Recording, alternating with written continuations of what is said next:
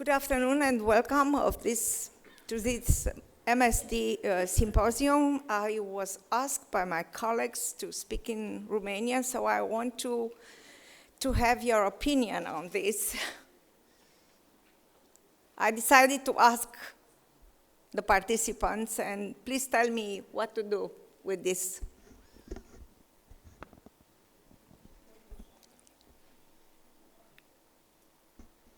So otherwise, I prepared this presentation in English, so I keep it in English. So my objectives and also the outlines of this presentation are to discuss the selecting of DAA regimens in clinical practice, then to review the impact of comorbidities and polypharmacy in the selection of antiviral therapy, and finally to provide solution for the safe management of some challenging clinical cases in DAA therapy. And I'm going to start also with a case presentation, and this is my patient, a woman, 68 years old, presented in the cardiology department at our institution for a regular checkup. Her medical history comprised arterial hypertension, coronary artery disease with recurrent ventricular arrhythmia controlled by amiodarone, and cardiac failure, moderate cardiac failure, insulin-dependent diabetes with chronic kidney disease stage 4, dyslipidemia, overweight person, overweight female, depression, and gastroesophageal reflux disease with Barrett esophagus on long-term treatment with PPI. She was tested anti-ACV positive during the testing campaign that has been presented here, performed that time in cardiology outpatient department, as you can see here, and over the following day, she was admitted in our gastroenterology daycare unit for evaluation and antiviral therapy initiation. Her risk factors, because she had risk factors for hepatitis C, were repeated hospitalization for invasive procedures and parenteral treatments over the last 6 years. And her husband had chronic hepatitis B and was already on NUX therapy. We performed transient elastography with control attenuated parameter in this patient, and she showed a moderate fibrosis with 6.8 kilopascals and a cap of more than 300, and that is relevant for severe steatosis. The virologic workup revealed an ACV RNA of moderate level, genotype 1b, and normal transaminases. So we have an old lady with chronic hepatitis C, chronic replicative ACV infection, genotype 1b, low viremia, mild fibrosis, and multiple comorbidities. So should we treat this patient? I should say that we have more pros than cons. First of all, we should treat her to prevent the progression of liver disease, then to improve extrahepatic manifestations such as diabetes or chronic kidney disease, to increase overall survival and to decrease all-cause mortality, and last but not least, to prevent ACV propagation, so to lead to ACV elimination. And we have only con. It is fair of DDI, as you can see here. What are the factors influencing our decision? I think there are the following three, the available options. We have three available options: elbasvir, grazoprevir, ledipasvir, sofosbuvir, and the 3D regimen. Then the comorbidities, mainly the chronic kidney disease stage 4 in our patient, and co-medication.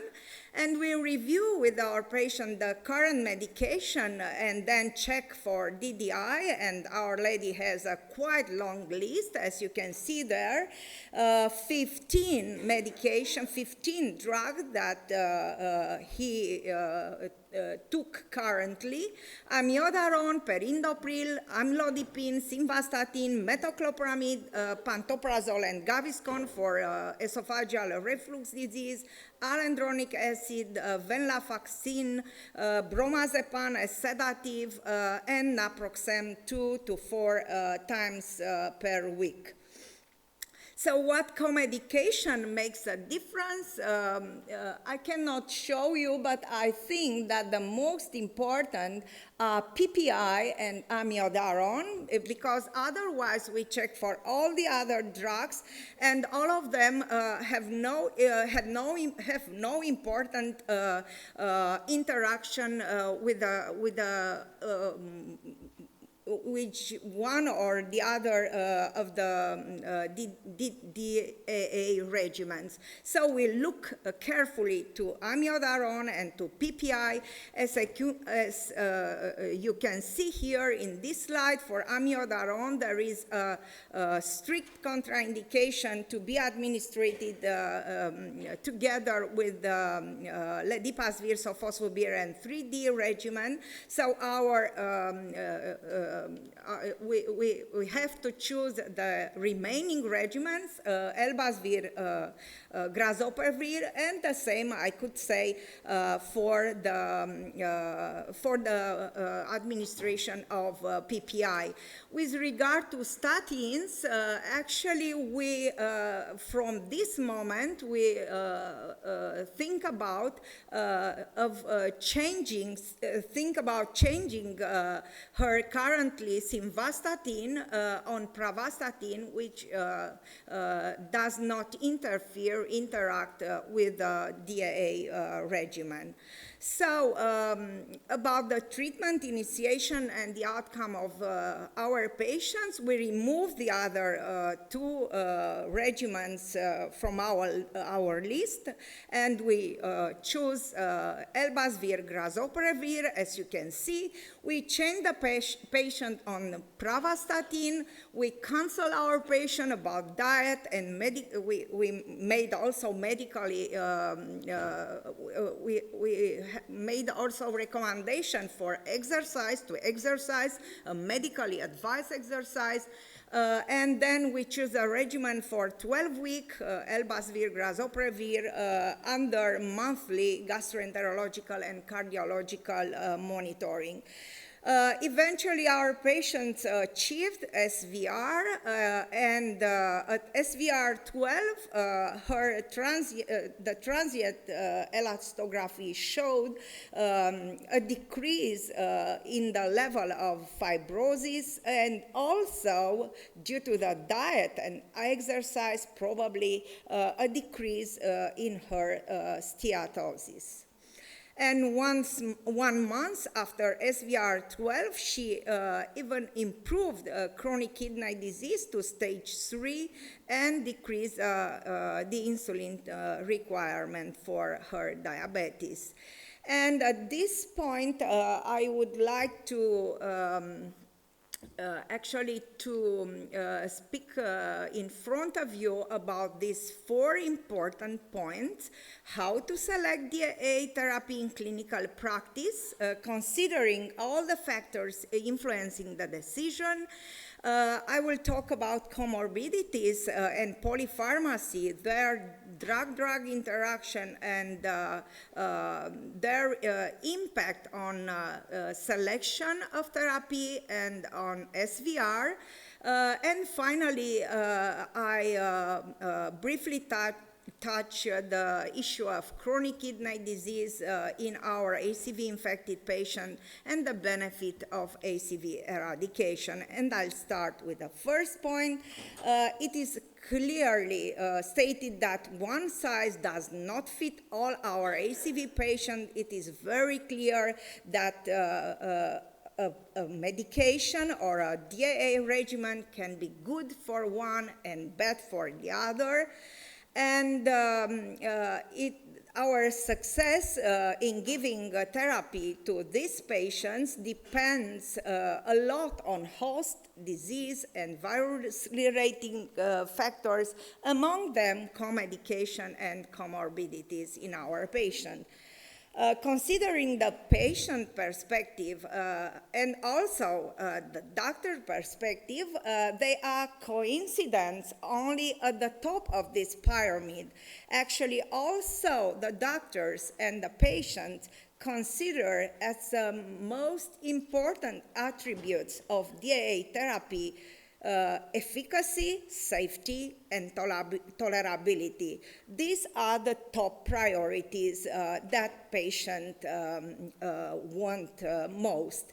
The secondary priorities are very important from the patient's perspective. The patient wants simplicity, I mean short duration, low pills burden, and also minimal contraindication or drug-drug interaction. The other issues, pangenotypic coverage, high barrier of resistance, or cost and access to therapy are more important from the public health point of view, or maybe for the practicing hepatologist.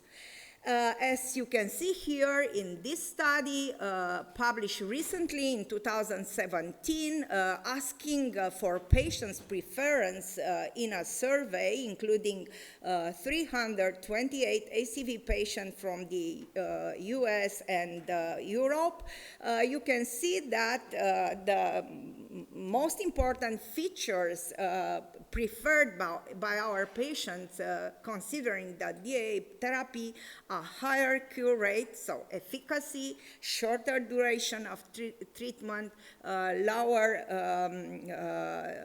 adverse events such as diarrhea, headache, or nausea, and also they want to have one rather than 2 additional office visits, not switching or stopping statins, and not requiring dose reduction or even change or exclusion of their PPI therapy.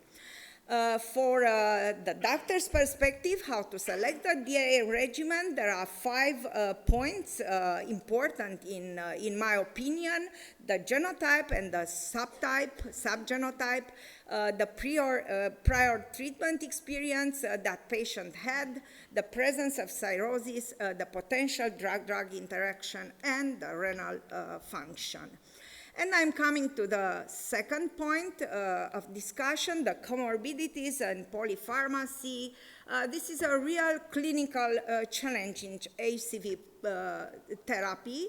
It's a frequent problem in patients undergoing treatment for hepatitis C infection, ranging for 50 to 92% of our patients in different real-world cohorts.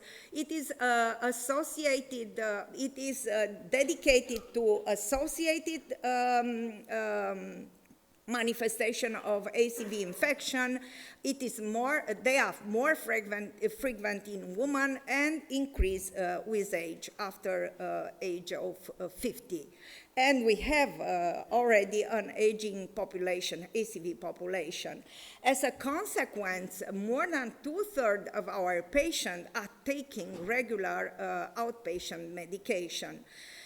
With relevant DDI, the vast majority of these co-medication are classified in the category 2 of DDI drugs from the point of view of drug-drug interaction. That means that the drug-drug interactions can be managed easily by close monitoring or by dose adjustment or timing changes. Importantly, of all 883 co-medication given in genotype 1 patient in the German hepatitis C registry that I already presented, more than 95% did not result in relevant drug-drug interactions with elbasvir-grazoprevir therapy. And there is a 8 to 12-fold lower frequency of clinical relevant DDI with elbasvir, grazoprevir as compared with sofosbuvir-based therapy or 3D regimen. Here you can see a study recently published, 2017, about comorbidities in patients with chronic hepatitis C under specialist care in the United Kingdom. As you can see here, age and lifestyle factors are associated with the prevalence. These comorbidities increase with age, with patient age, and diabetes and malignancy increase with age, and depression was twofold higher in patients with intravenous drug use in the past. A recent study demonstrated that 46% of ACV patients eligible for DAA treatment are taking 1 to 3 additional drugs for different comorbidities. As you can see here in the left part of this graph, of this panel and this graph, only 20%, 1 out of 5 patients are not taking regular medication, co-medication during the DAA therapy. And if you look at this cohort, considering a huge number of patients from UK, Germany, and France, you can see that these patients have a high level of comorbidities, depression, pain, and cardiovascular disease, as was the case also in our patients, being consistently among the most frequent comorbidities. As is also in this Spanish cohort, more than 1,000 patients, the most common comorbidities in this Spanish cohort have been also hypertension, diabetes, dyslipidemia, and anti-acid ulcer drugs, PPI or H2 blockers, and also statins, lipid-lowering agents have been the most used co-medication. You can see here the first ranking, the first 5 drugs in each category, 2 and 3. With regard to drug-drug interaction, and you can recognize many of drugs that our patients has taken regularly. With regard to statins, you can see here that the most desired in association with DAA therapy, at least with grazoprevir and elbasvir, is pravastatin. This is the drug of election when you want to not to intervene in the dosing and not necessarily to monitor very close these patients. As you can see, other regimens, each of other regimens have at least one from the list of statin, at least one drug with major interaction. And this is the case also only green light for PPI in combination with DAA therapy, with antiviral therapy. So we can choose every drugs from this category in association with elbasvir, prazoprevir. With regard to chronic kidney disease, as you know, renal function is evaluating using the estimated glomerular filtration rate.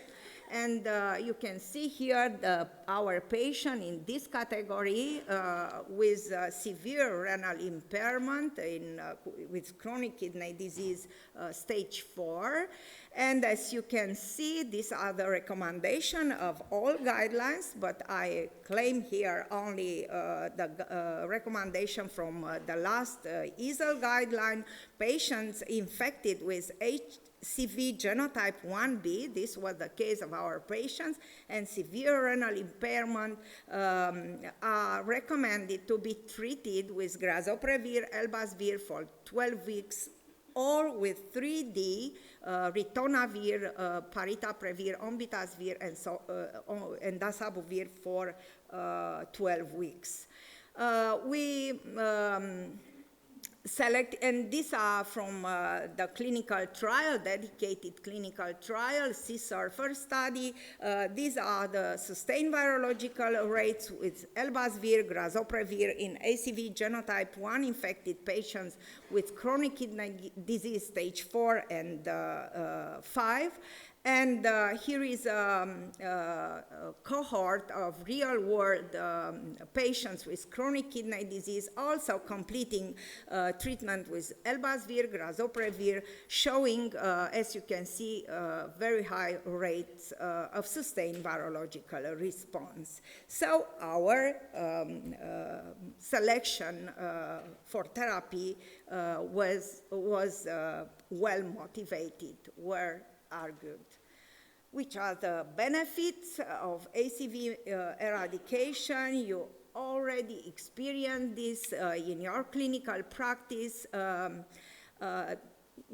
Treatment achievement of SVR in these patients yields many recognized benefits, hepatic or extrahepatic, such as reversal of fibrosis or even cirrhosis, reduction in incidence of decompensation, inactivation, or even the listing of patients candidates for liver transplant, improvement in portal hypertension and related complication, reduction in the incidence of hepatocellular carcinoma, and finally decreasing the liver-related mortality.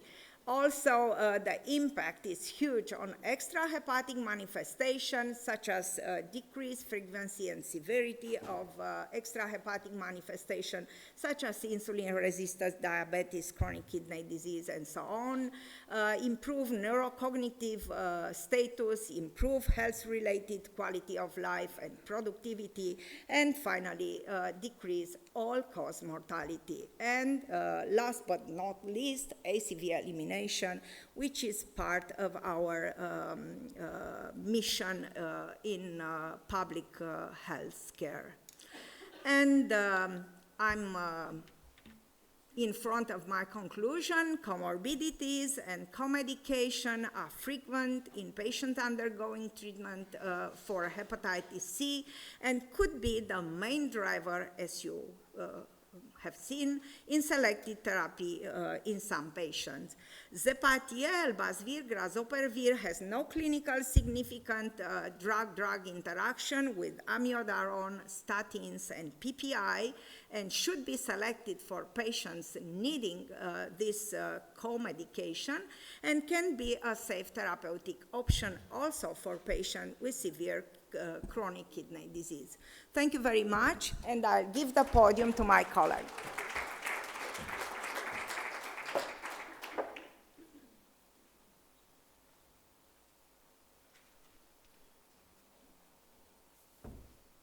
Thank you very much for invitation to MSD company. As they wish, I will speak in Romanian to be more simple for me and for the audience. We speak about, vorbim despre schimbarea duratei de tratament, cât este mai bine să tratăm pacientul cu antiviral direct și cum să armonizăm această durată de tratament în funcție de fiecare dintre pacienții noștri.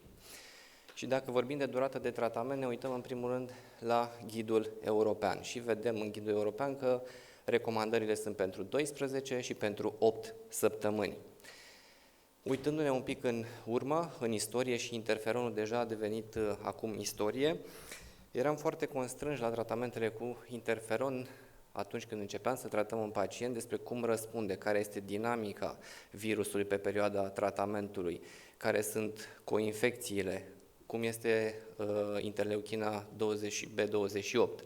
Avem aceste constrângeri și astăzi, dar la un nivel extrem de mic, mai ales dacă se asociază mai mulți astfel de factori care pot influența răspunsul la antiviral.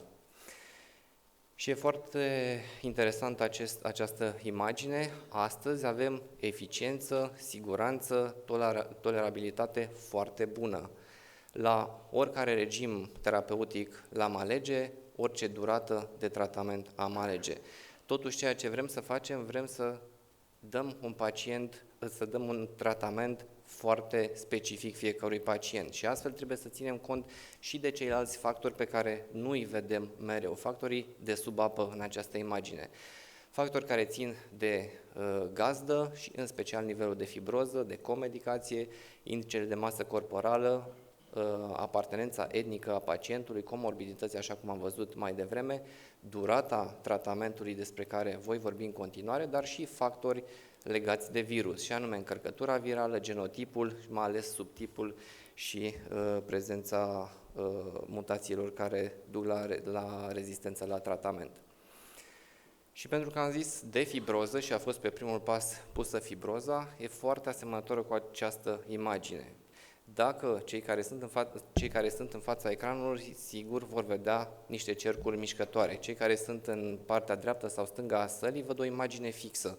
Cam așa este actual și cu fibroza, mai ales cu fibroza la mijlocul spectrului, fibroza F2, F3.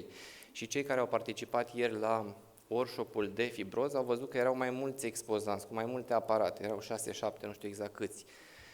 Și asta pentru că nu este unul care să aibă metoda ideală de stratificare a pacientului, de includere cu certitudine într-un grad de fibroză, este F2 sau este F3 și vom vedea în continuare de ce poate este important în ceea ce privește răspunsul la tratament.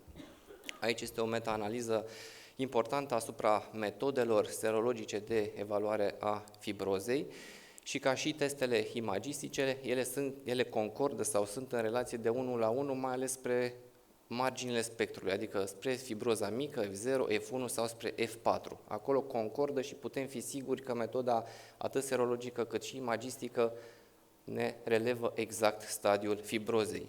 Și astfel rămâne această zonă gri, zona de F2, F3, în care nu suntem foarte clari dacă includem pacientul într-o anume arie de fibroză. Este F2 sau este F3 și vom vedea că are implicații în ceea ce privește tratamentul și răspunsul la tratamentul pe care îl alegem.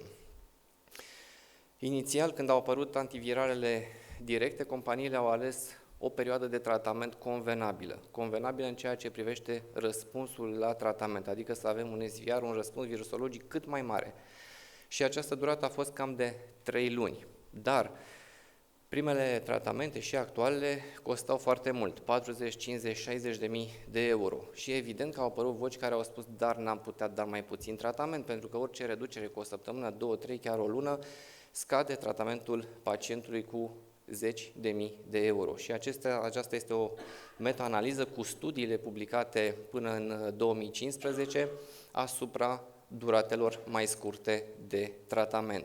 Și ce se observă atât pentru pacienții non-cirotici, cât și pentru pacienții cirotici, cu cât scădem durata de tratament, sub 12 săptămâni, 8, 6 sau chiar 4 săptămâni și răspunsurile virale susținute ca și procent scade foarte mult, chiar spre procente dezastroase, spre 6 sau chiar 4 săptămâni. Anii au trecut și o altă meta-analiză în 2017, din nou pe studii cu scăderea duratei de tratament sub 12 săptămâni.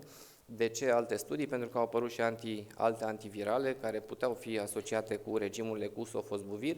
Concluziile sunt din nou aceleași. Cu cât scădem durata de tratament, cu atât și răspunsul viral susținut este la procente mult mai mici. Astfel că acum putem discuta, dacă e să luăm în considerare o scădere a duratei de tratament, nu are rost să vorbim de mai puțin de 8 săptămâni. Și vom vedea în continuare pentru cei 3 jucători de pe piața românească ce înseamnă regimurile de 12 și ce înseamnă regimurile de 8 săptămâni. Deci nu are rost să discutăm de 6, 4 sau mai jos, pentru că ratele de răspuns viral susținut sunt extrem de mici.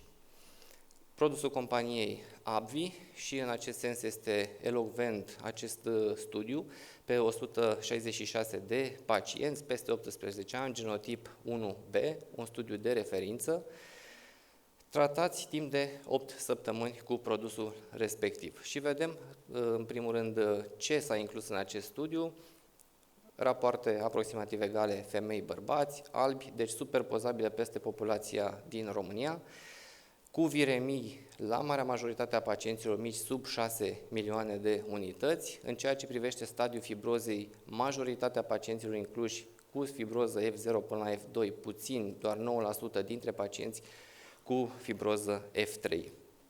Și vedem cum arată și rezultatele, global privind pe tratamentul aplicat al companiei AbbVie pe 8 săptămâni, vedem rezultate bune, 98-99%. Cu un procent ușor mai scăzut, spre dreapta graficului mă duc, un procent ușor mai scăzut la pacienții cu viremii mari, dar rezultatele sunt complet diferite când luăm în considerare stadiul fibrozei. Vedem că la pacienții F3 deja rata de răspuns susținut este 87% față de 99% pe pacienții F0, F2. Deci, deși dacă privim global răspunsul este foarte bun, dacă avem un pacient nu F2, ci F3 și exact ce spuneam în ceea ce privește stratificarea pacientului, în ceea ce privește gradul de fibroză, riscăm să avem un rezultat mai prost. Aprofundând în continuare studiul, vedem cei doi pacienți care au recăzut, ce îi unește, unul e bărbat, unul e femeie, albi amândoi, unul cu viremie mică, celălalt cu viremie mare, dar amândoi cu stadiul de fibroză F3. Ce putem concluziona pe acest studiu? Deși de referință un studiu cu pacienți relativ puțini incluși, 166 de pacienți, nu putem da un tratament antiviral 8 săptămâni pentru toți pacienții noștri. Pentru că un pacient cu F3 are șanse mult mai mari să recadă, să nu răspundă la tratament față de un pacient F0, F1, F2. Deci asta înseamnă fine-tuning, adică a da un tratament specific din punct de vedere al duratei de tratament pentru fiecare dintre pacienții noștri. Mergem mai departe, produsul pe bază de sofosbuvir. Din nou, studiul de referință publicat în New England pe 3 brațe, pacienți tratați cu Harvoni timp de 8 săptămâni, apoi Harvoni plus ribavirină 8 săptămâni și Harvoni timp de 12 săptămâni. Din nou ne uităm la ce s-a inclus în studiu, pacienți bărbați femei cu genotip 1A, 1B, majoritar cu grad de fibroză F0, F1, F2, mai puțini cu F3 și cam așa arată rezultatele și ne uităm la 1B, pentru că asta ne interesează în România, genotipul 1B, vedem 97,7 și dacă am tratat 8 săptămâni și dacă am tratat 12 săptămâni. Deci nu este o diferență majoră, global privind, în durata de tratament 8 sau 12 săptămâni. Totuși, dacă ne uităm în grupul de tratament de 8 săptămâni, rata de relapse, de recădere, este 5% față de grupul de 12 săptămâni, unde este 1%. 1 este de 5 ori mai mic decât 5, logic, sau 5 de 5 ori mai mare decât 1. Deci șansele sunt mult mai mari de a recădea pe un regim de 8 săptămâni față de un regim de 12 săptămâni.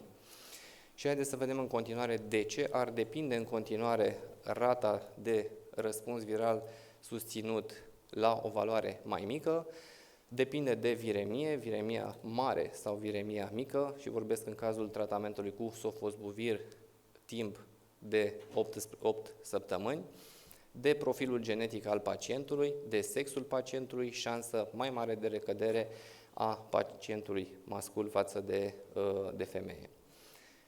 Și ajungem și la ultimul produs, produsul companiei MSD, Zepatie, din nou prezint studiul de referință, Strager, un studiu multicentric din Franța, cu pacienți incluși genotip 1B, de asemenea cu grad mic de fibroză, F0, F1, F2, tratați timp de 8 săptămâni cu Zepatie, rezultate foarte bune, 96-97% și dacă e să ne uităm din nou la pacienții care recad, cei 3 pacienți sau care nu au răspuns, ce îi unește? Doar mutațiile genetice în ceea ce privește răspunsul sau lipsa de răspuns la terapie, așa numitele rasuri. Am prezentat studii randomizate, studii controlate, studii ideale, așa cum le-am numit, în care criteriile de includere fac să nu avem neapărat populația pe care o întâlnim de zi în practica noastră, totuși studii bine publicate în reviste de prestigiu care spun că terapia de 8 săptămâni poate fi utilă, dar nu pentru toți pacienții.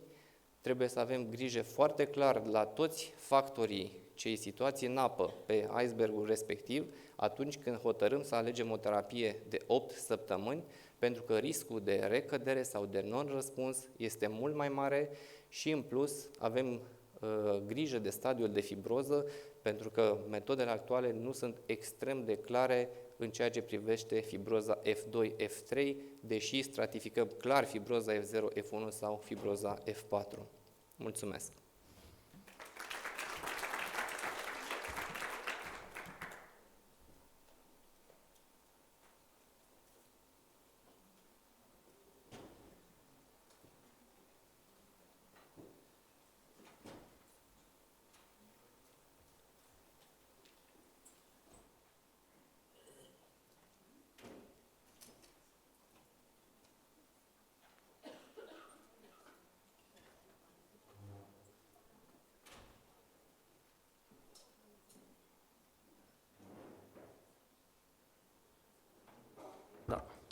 So it's a great pleasure for me to have a co-chair, Erwin Santo. Professor Santo is from Tel Aviv. He's a well-known endoscopist and a friend of our community of endoscopists.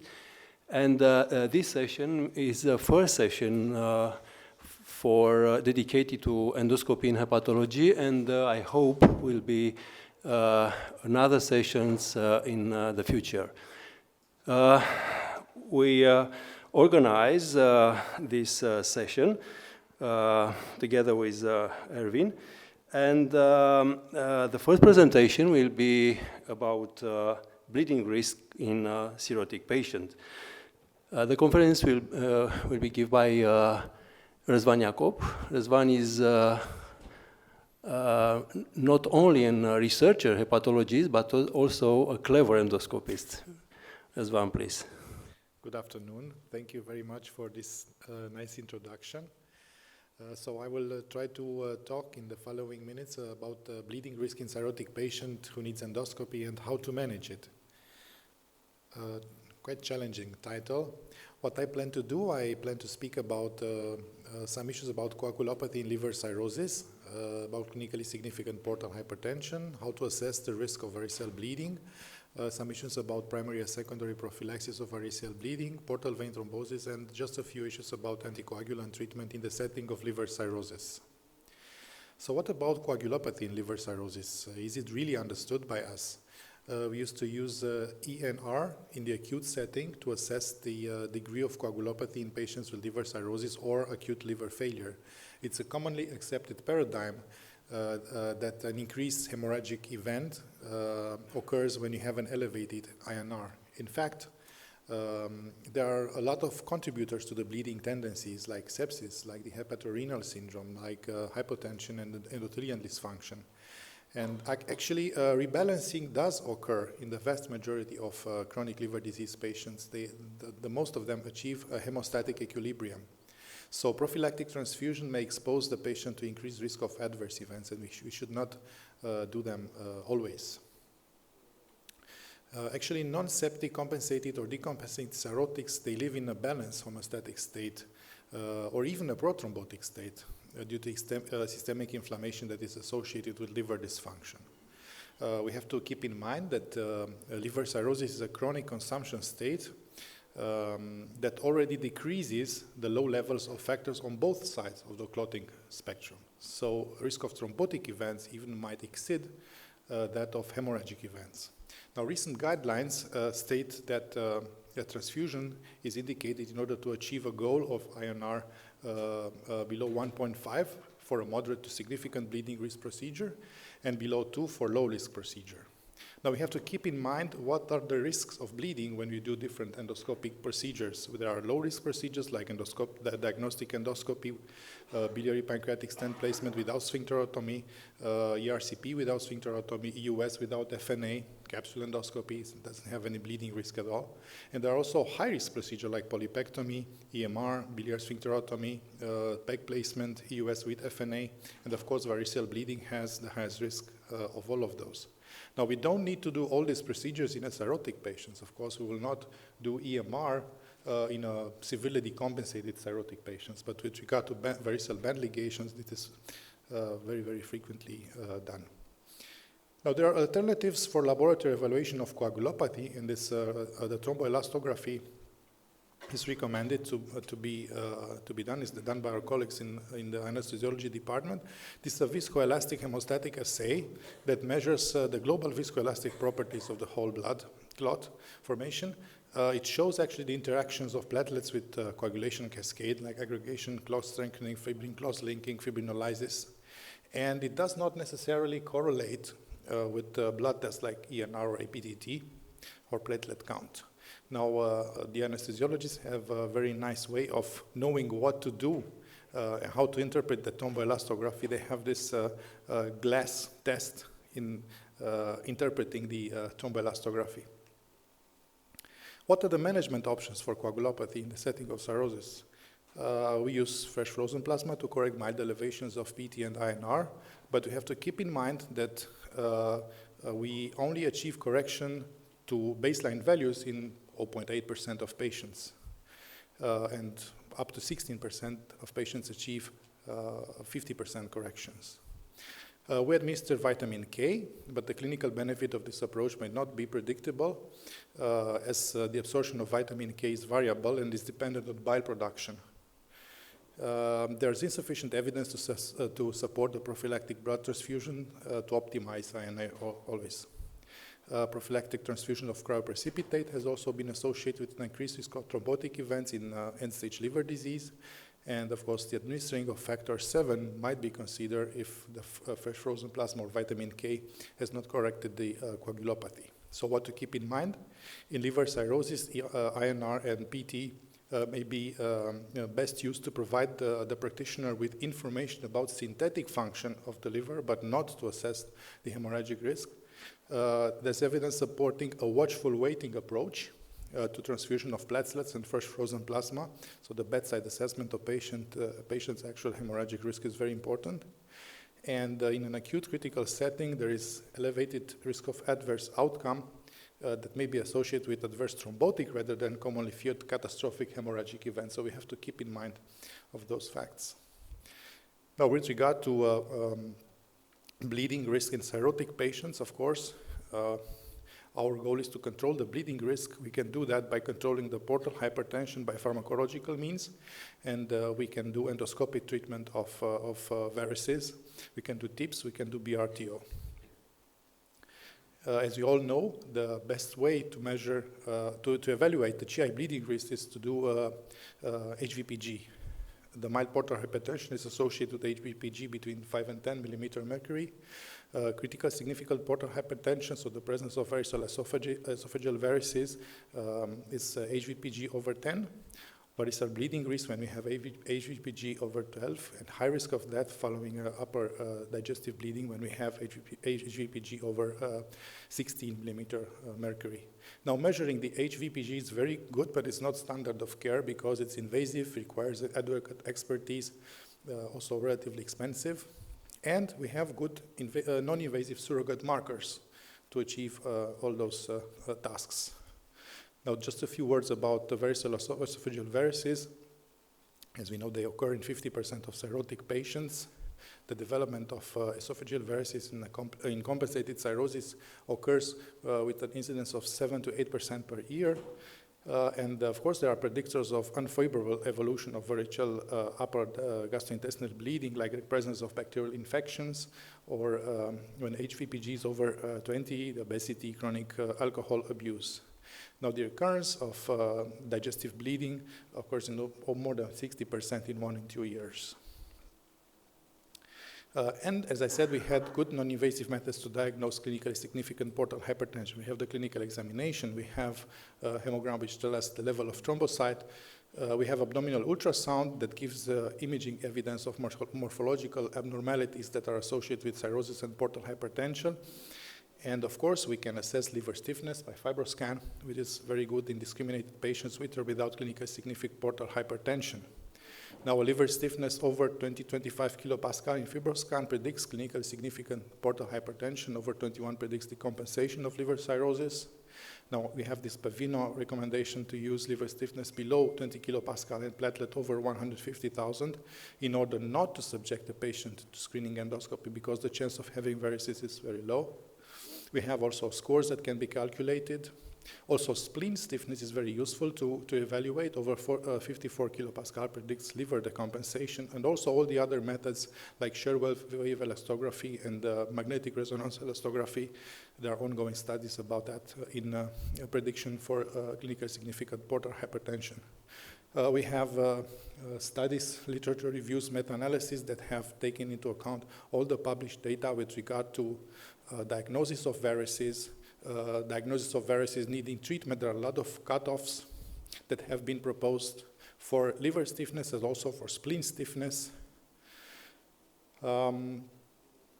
They have been proposed cutoff values for prediction of variceal bleeding, and it seems that spleen stiffness in this setting is even better than liver stiffness.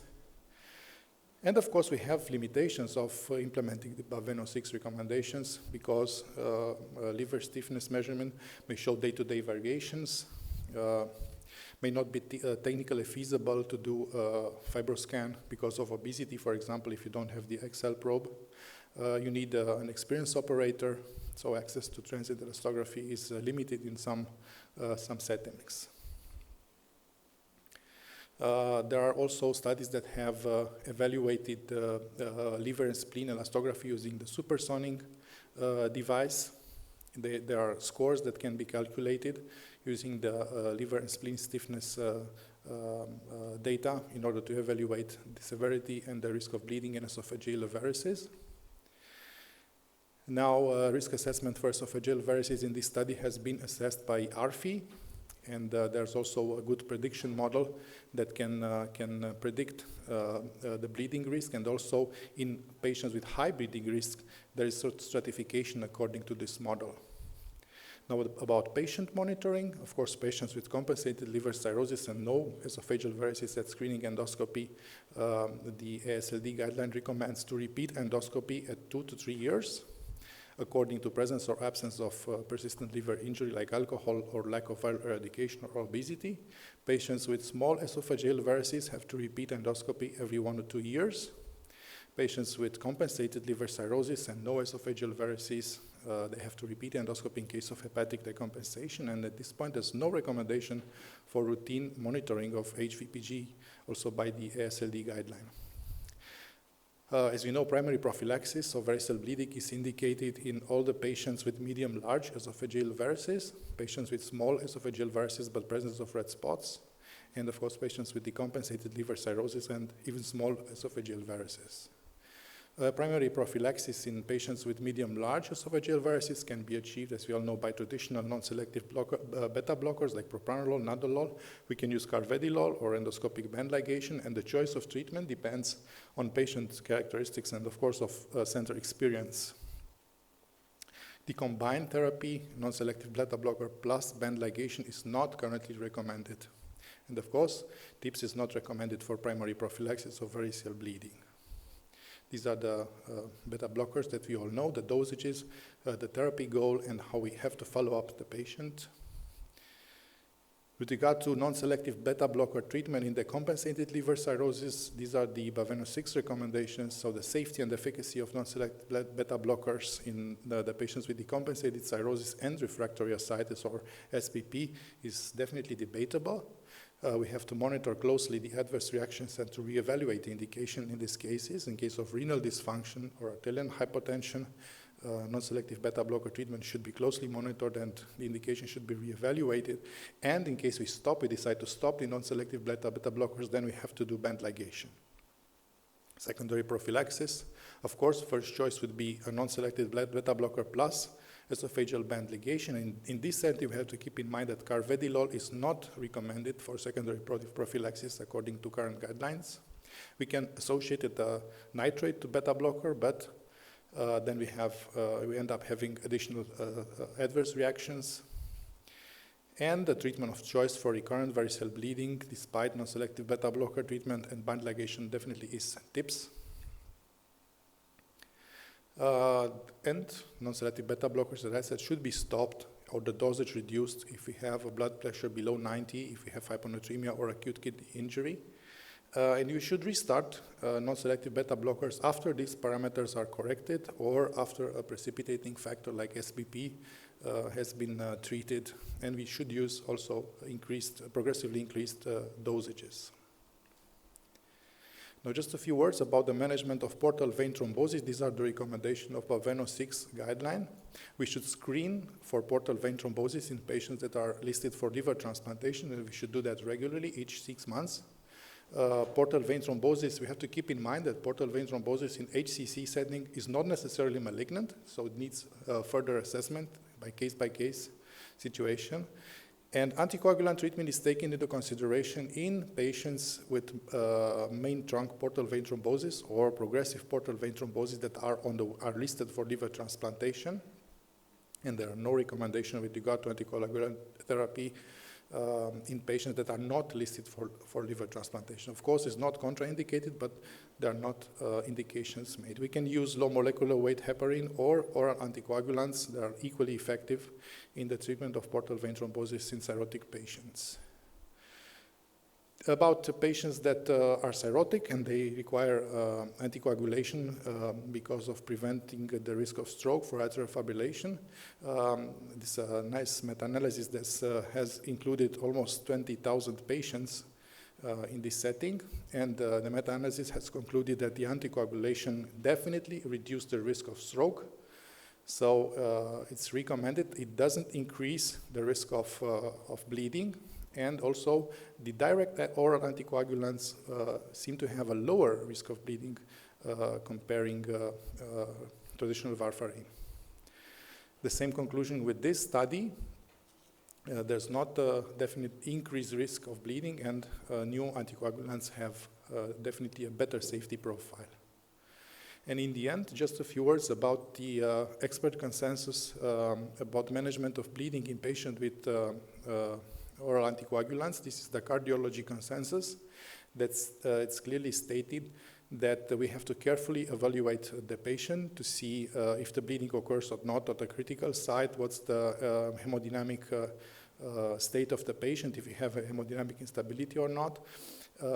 We have to stop the oral anticoagulants, and then we have to judge in case by case if we should restart the treatment. It depends on the initial indications, and in what case we should delay the restart of anticoagulation. So the most important thing that we have to closely discuss case by case with our colleagues from cardiology. So this would be my take-home messages. In chronic liver disease, patients achieve a hemostatic equilibrium or even risk thrombotic events, and this risk might even exceed the risk of hemorrhage.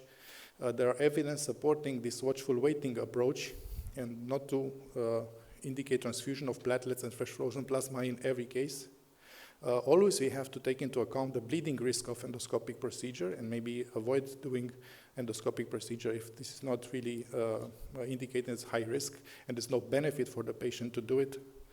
There are non-invasive methods to assess clinically significant portal hypertension and the need of endoscopy and the risk of bleeding in cirrhotic patients. We should adopt primary and secondary prophylaxis of varicose bleeding according to current existing guidelines. The oral anticoagulants do not significantly increase the bleeding risk, but they significantly reduce the stroke risk, and they should be recommended in the patient with atrial fibrillation. And in case of bleeding requiring endoscopy in a patient that is under anticoagulant treatment, we always have to establish a team with the cardiologist, with the neurologist, and adopt the best treatment strategy. Thank you. Thank you, Razvan, for this didactic presentation. If you have questions.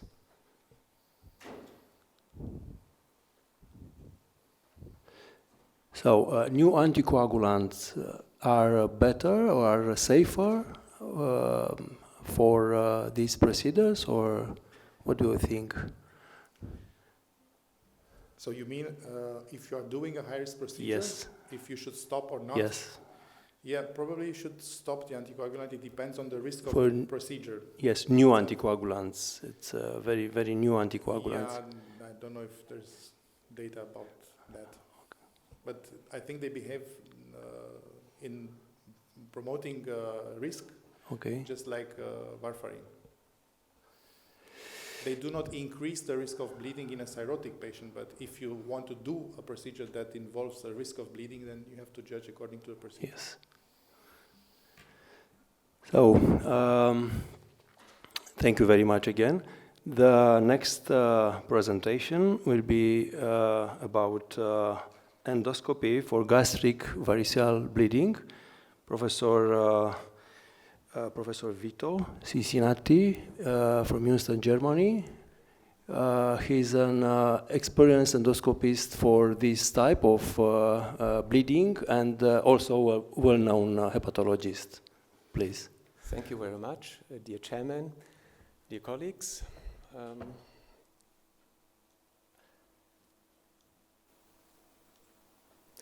First, I would like to show you the timeline of esophageal and gastric varices, and the identification and mapping of the portal venous system already occurred in the 16th century by Vesalius, a Flemish anatomist.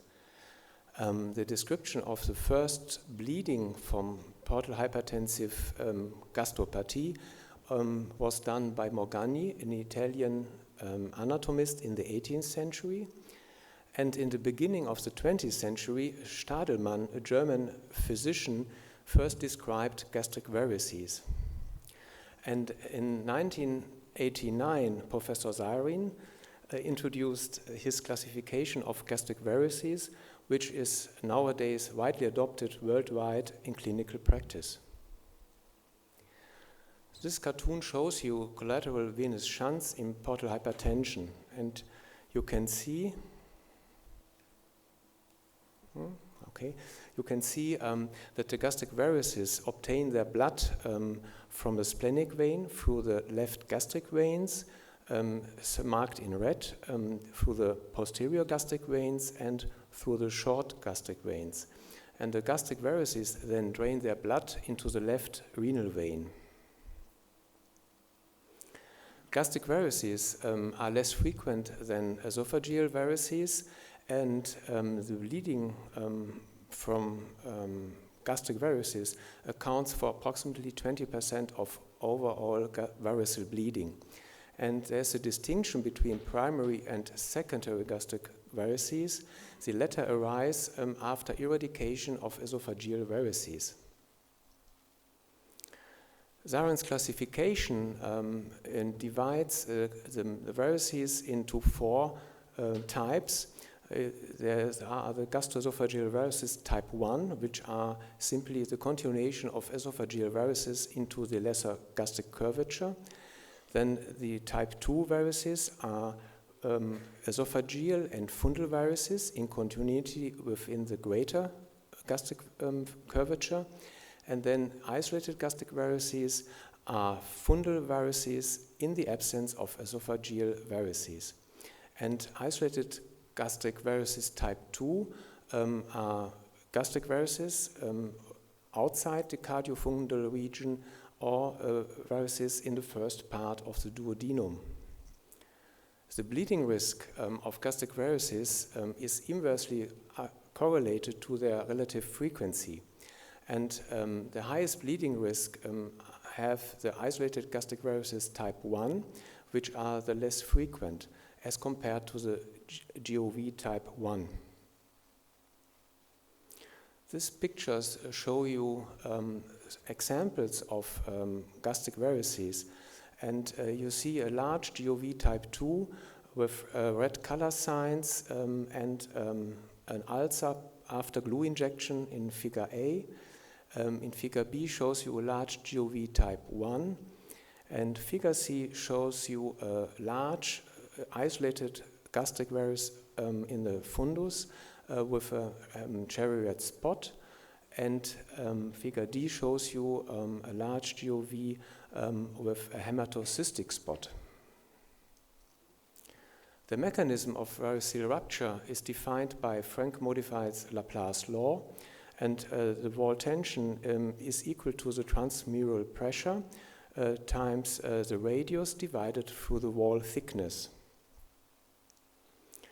There are several predictors for variceal bleeding, and as mentioned before by Razvan, the hepatic venous pressure gradient is the most important predictor, and a randomized controlled trial showed that patients with a HBV lower than 12 millimeters of mercury do not have a risk of bleeding of varices. To the contrary, patients who have a HBVG greater than 20 millimeters of mercury have a high bleeding risk and also a high risk of failure of hemostasis. And a decrease of HVPG greater than 20% of baseline reduces the complications, including bleeding risk in the patients. And naturally, the location, the size, and also the morphology of the varices are predictors. So isolated gastric varices type 1 have the highest risk for bleeding, as well as large varices with a diameter greater than 5 millimeters, as well as the presence of chariot spots, which are dilated capillaries on the wall from the varix. Other factors include coagulopathy, primary or secondary, infections, and naturally severity of liver disease. There are several possibilities for the endoscopic therapy of gastric varices. You can do endoscopic band ligation. There's the possibility of injection sclerotherapy, and also the gastric variceal obturation by the use of glue, or in the last years also thrombin. Balloon tamponade is only considered a rescue or bridge to definitive treatment. Since the 1990s, there have been several trials studying the effect of several endoscopic therapies on gastric varices. Most of the trials have been observational, but there were also some randomized controlled trials. And the summary of these trials is shown here. You can see that for initial hemostasis, all four techniques are equally effective, but the problem lies within the bleeding risk that is unacceptable high after sclerotherapy and band ligation. And this led to glue injection as a standard therapy for gastric varices that are bleeding with acceptable complication rates and also quite low rebleeding rate. Of note, thrombin injection seems to have a slightly lower complication rate compared to glue injection. Cyanoacrylate, so the synthetic glue, was first introduced by Sohendo and co-workers in Hamburg in Germany, and nowadays it's a preferable option for endoscopic therapy of bleeding gastric varices. Glue is usually mixed with a radiopark agent, constant agent, lipiodol, at a 1-to-1 ratio, and potential adverse effects include portal vein thrombosis, but also systemic thromboembolism, ulcers in the injection site, and also nidus of infection. The available cyanoacrylate preparations for medical use are shown in this table. In Germany, we use histoacryl from the manufacturer Tissue, and this compound requires the mixing with lipiodol. The next two slides, I will shortly mention the technique of variceal obturation by the use of glue. First of all, it is important that all participants in the study or in the procedure, and that includes the endoscopist, the nursing assistant, but also the patient, they have all to wear eye goggles for protection. And the preferred injection catheter has a transparent Teflon sheath and a needle with 21 gauge, which is at least 5 to 8 millimeters long to allow penetration into the gastric varix. And as I mentioned before, glue is usually mixed with the iodized radiopark contrast agent, lipiodol, but this mixture delays solidification, while it makes visualization of this glue injection visible, but it delays solidification by 15 to 20 seconds, and this bears a higher risk for embolization. And it is useful to measure the dead space of the inner catheter for saline flushing, because this we will need later for priming and flushing the catheter. And several injectors should be handy while tackling large varices in order to allow a rapid exchange of injectors. To avoid glue injection into the endoscopic channel, which is always for the nurse assistant major trauma, the suction should be disconnected right before the injection. And once the needle is put into the varix, 1 milliliter of glue lipiodol mixture is quickly pushed into the varix, and what is important, the needle is kept in place for 15 to 20 seconds, and this allows solidification of the glue. This is very important because if you retract the needle too early, the glue will come out of the varix and the bleeding continues. And the solidification of the glue is, let's say you feel it, it's by the catheter tuck sign. This is a feeling of slight resistance when you try to retract the needle into the catheter. And as a general rule is do not inject more than 2 milliliter in a single varix, and do not inject more than 2 or 3 varices at one session, and do not inject more than 4 to 5 milliliters in one session. And after this procedure, a repeat endoscopy is usually performed after a couple of days to treat the remaining gastric varices. Thrombin obturation was first described in 1991, and available data suggests that thrombin injection is safe and has also good hemostasis rates up to 100%. Potential adverse effects include anaphylaxis, antibody formation against thrombin, leading to coagulopathy and bleeding, infectious disease transmission, and naturally also systemic embolization. And because of the paucity of data, and mostly coming from case series, the routine use of thrombin for obturation therapy cannot to date recommended. Management of acute variceal bleeding is done as shown here. I think this is standard practice in all clinics that treat patients with this bleeding.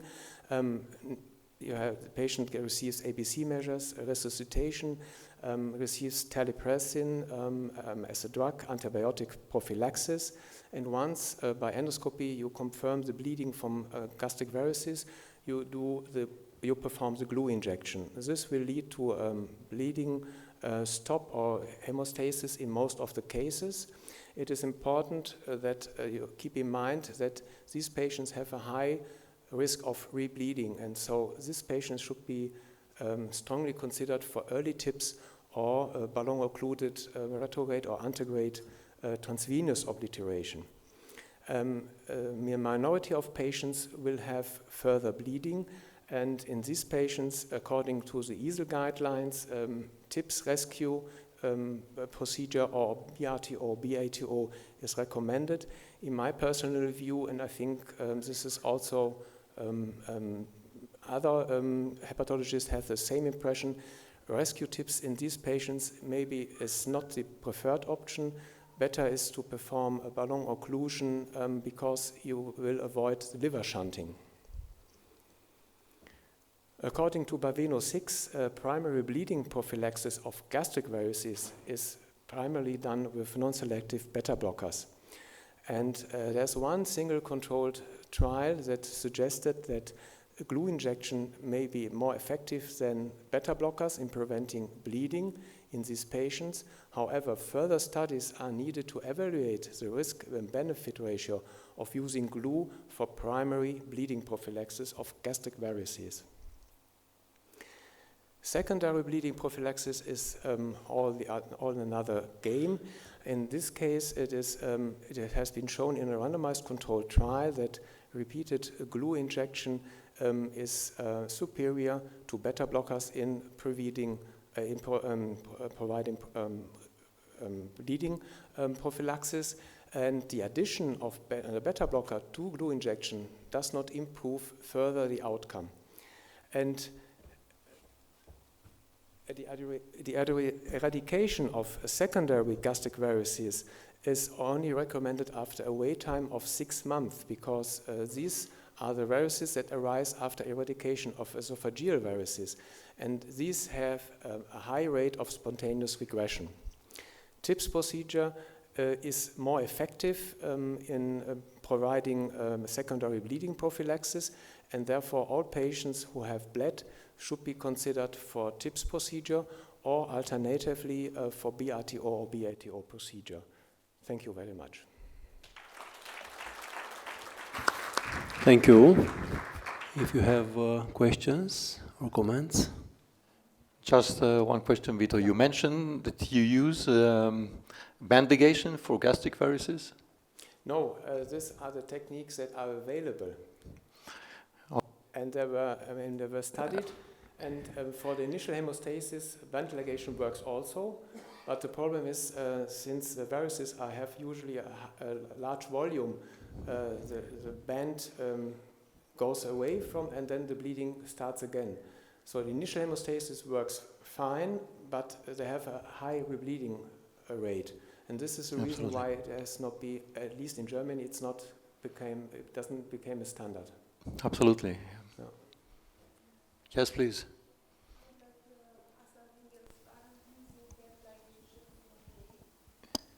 No, we are using radiofrequency ablation, or APC, argon plasma coagulation.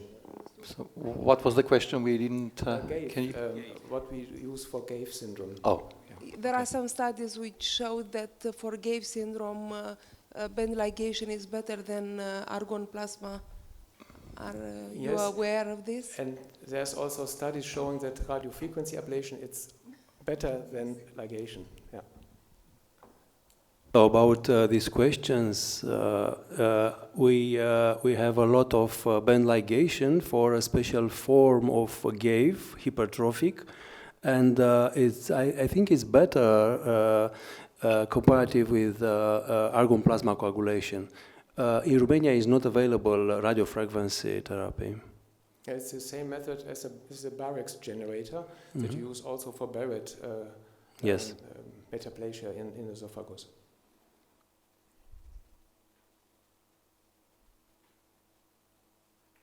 So, thank you very much. The next presentation will be about colonoscopy in cirrhotic patients. Professor Goldish from Timișoara. Thank you, and first of all I want to thank Professor Gheorgheleanu and Cristian for the invitation to this very nice round table. I will present you some data from the literature in the last 20 years. There are not too many about this very interesting topic. I will speak about hemorrhage, therapeutical colonoscopy and preparation, bowel preparation in patients with cirrhosis. But I will start first maybe with speaking some words about sedation, because our anesthesiologists are not very comfortable giving anesthesia to a patient with cirrhosis who had previously encephalopathy. Also, the endoscopist is not happy if the patient is having ascites and having 20 or 30,000 thrombocytes and has to make polypectomy or maybe an EMR. The first cause of complication in colonoscopy is hemorrhage, and we can see three main causes of hemorrhage. Causes of vascular origin, causes related to platelet disorders regarding number and function, and the third related to deficiency in coagulation and disorders of fibrinolysis. The causes of vascular origin, during the natural course, more than 20 to 50% of patients with portal hypertension are bleeding, and the mortality, as you saw also in the previous presentation, is very high at 6 weeks, 10, 15, 20%. And if the patient has ascites, then this percentage is even higher. These are the main causes of bleeding in patients with cirrhosis from vascular cause. Of course, esophageal and gastric varices, as it was presented before. We can have also rectal varices who have the treatment also with band ligation, gastropathy, colopathy, enteropathy, and portal colopathy, where also APC can be used, gave hypersplenism and lower limbs varices. The risk related to platelets as number and function, the main causes of thrombocytopathy is the sequestration of the platelet in the spleen, the reduced production of thrombopoietin, comorbidities, myelosuppression in infection, alcoholism, followed deficiency and drugs. The high HCV infected patient, immunological thrombocytopenia, and also disordered platelet function, production, storage, distortion of secretion.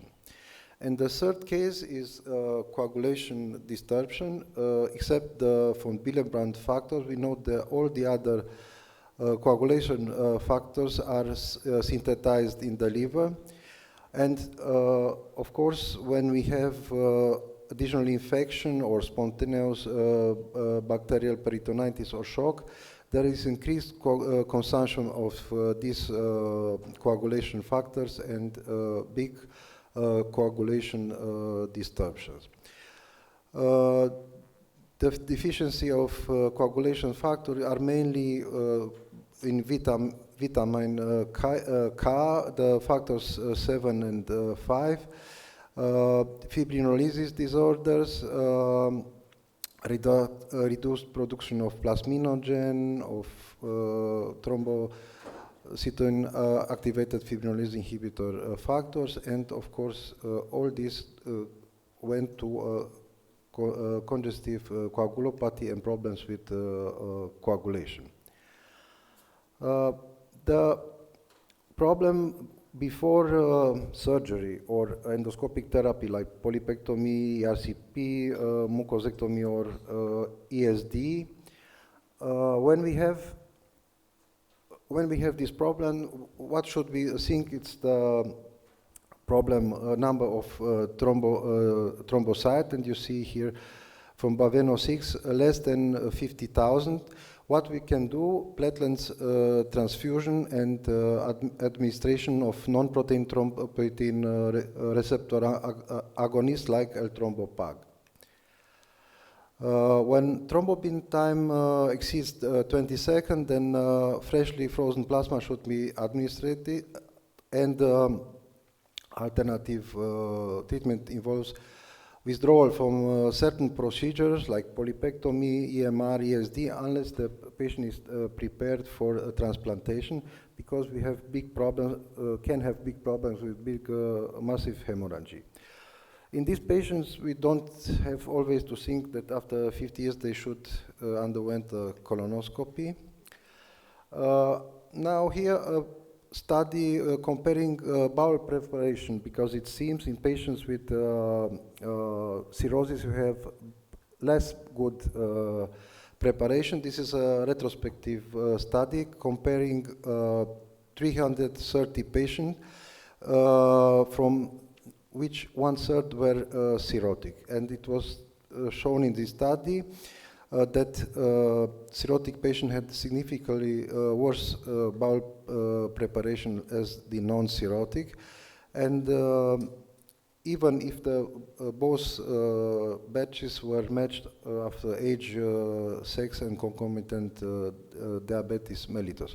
So the lowest scores were in 48% in cirrhotics and 30% in non-cirrhotic, but adenoma detection rate percentage was comparable. There were no differences, and in this study, MELD didn't show, even in severe cases, difference from the controlled batch. We see in black the non-cirrhotic patient, and there is clear that the better results of preparing the bowel were in non-cirrhotic patient, and the worst in the blue in cirrhotic patient. Now, some words about polypectomy, and we see, I will show you two studies from Korea. First one is a retrospective study of patients who underwent with cirrhosis, who underwent polypectomy at a tertiary care hospital in Korea. This means they were considered very difficult to treat patient, and they were followed for 30 days regarding immediate bleeding, delayed bleeding, hospitalization, blood transfusion units, perforation, and death. And there were 307 colonoscopies with 638 polypectomies. 7.5% of the patients had immediate bleeding, and delayed bleeding occurred only in 0.3%. All cases were immediately controlled. They don't need extra blood, and no serious complications. Only there were OPD patients, and only 0.7% of them needed hospitalization, and 0.3% repeat colonoscopy.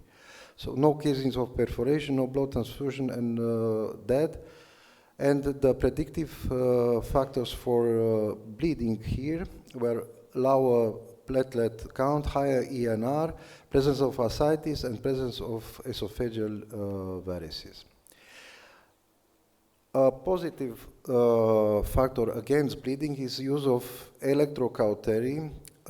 We speak a lot of cold snare now, but be aware that in cirrhotic patient it's not indicated. And there was no difference, significant difference between bleeding and non-bleeding polyps regarding to size, morphology, and histology. In this study, bleeding tends to occur in more advanced liver disease, and both high portal hypertension and coagulation abnormality are predictive of bleeding. What about the child-puke score? There's another study from Korea with 89 patients with liver cirrhosis, and the control group of 348 patients without cirrhosis, and the post-polypectomy bleeding was studied in these patients.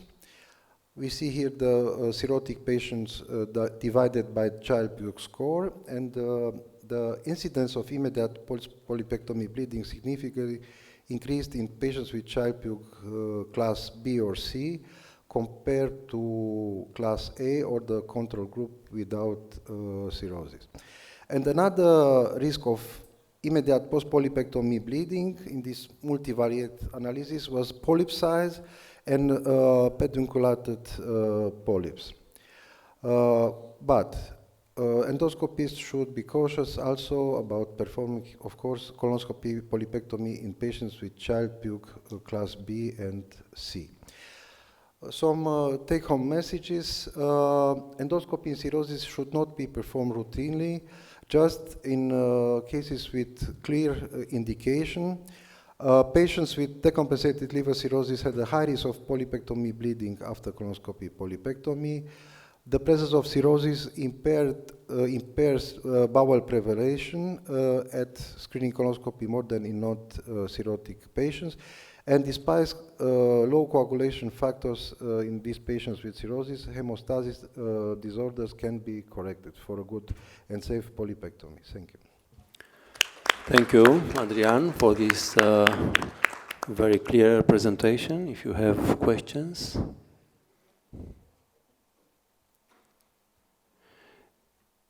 In our transplant list, we perform colonoscopy for all cirrhotic patients after 50 years, and if we have a polyp with no signs of carcinoma or other invasive signs, we put the polyp for polypectomy after transplantation. If you agree, yes? Yeah, it sounds me otherwise, because there's no big emergency after transplantation, it's clear that the patient is more stable and his hemodynamic and coagulation parameters are much better, and it's much safer to do it If after. it's not a difficult polyp, we are doing polypectomy, but if it's a large and difficult polyp, we postpone. Yeah, I think so. It's wise to Other do it. questions? Just a small remark that I think that diagnostic endoscopy is not a problem in cirrhotic patients, whatever. So if you are not planning to do any intervention, there is no problem, even if the patient is thrombocytopenic or has some coagulation problems. Agree.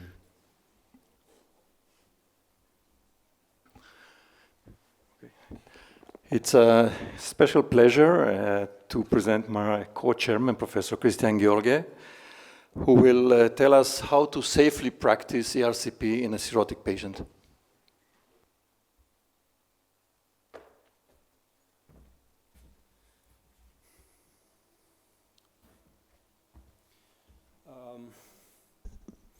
So I start with some images in which you can see sphincterotomy, a classic sphincterotomy. And guide wire cannulation with a little bit contrast, and also dilation for papillary orifice, and then put a stent in a pancreatic duct for safely in these situations. ERCP is considered one of the most invasive endoscopic procedures with a high rate of complications, between 4 till 60% in good hands, and mortality is about 1%. For these reasons, by 2002, diagnostic ERCP, I think, and these are words of ASGE guideline in 2002, was dead. So today ERCP is almost only therapeutic. And you can see this trend of ERCP in cirrhosis, particularly in cirrhosis, but not only in cirrhosis. You can see from 43,000 of cases of ERCP performed in cirrhosis. This is US database.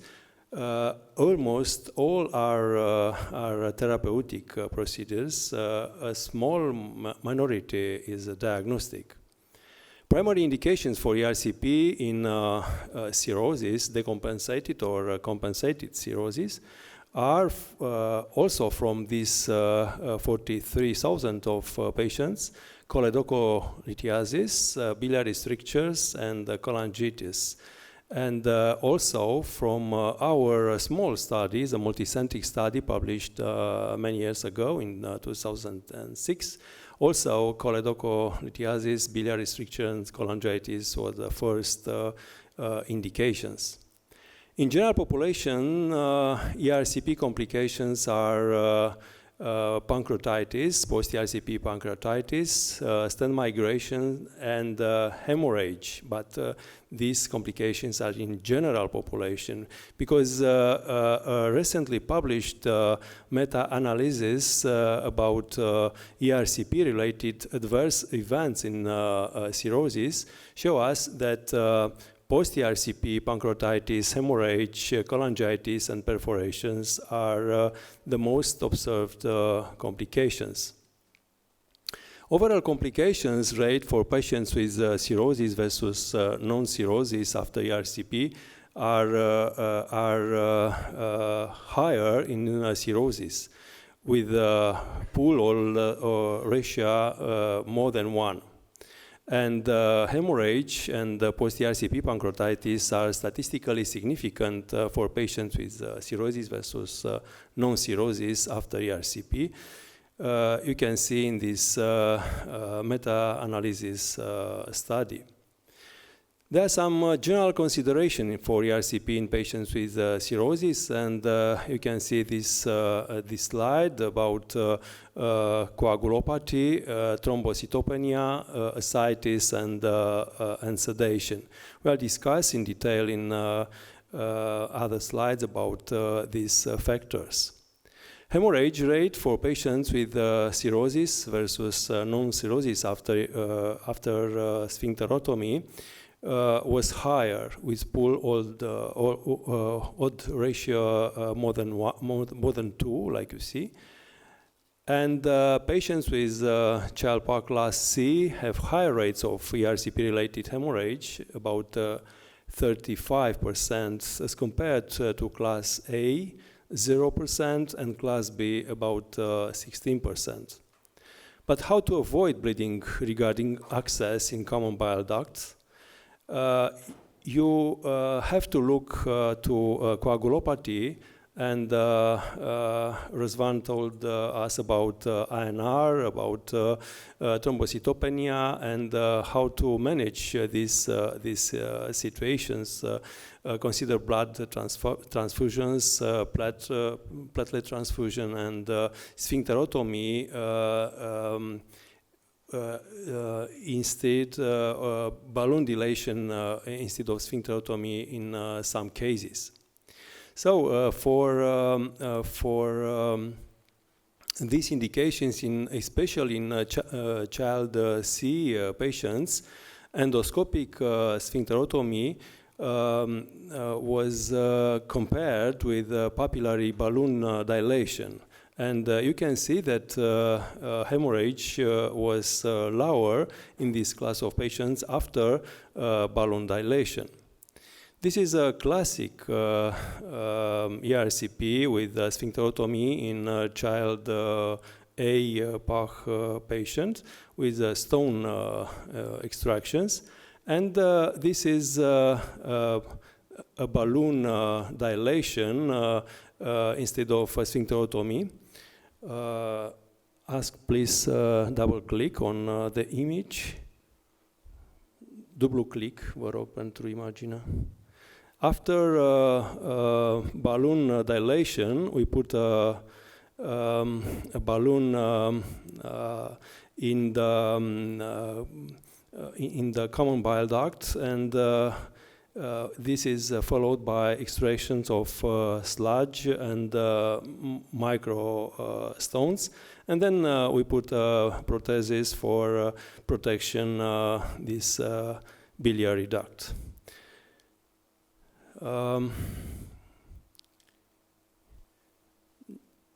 Mai departe, vă rog.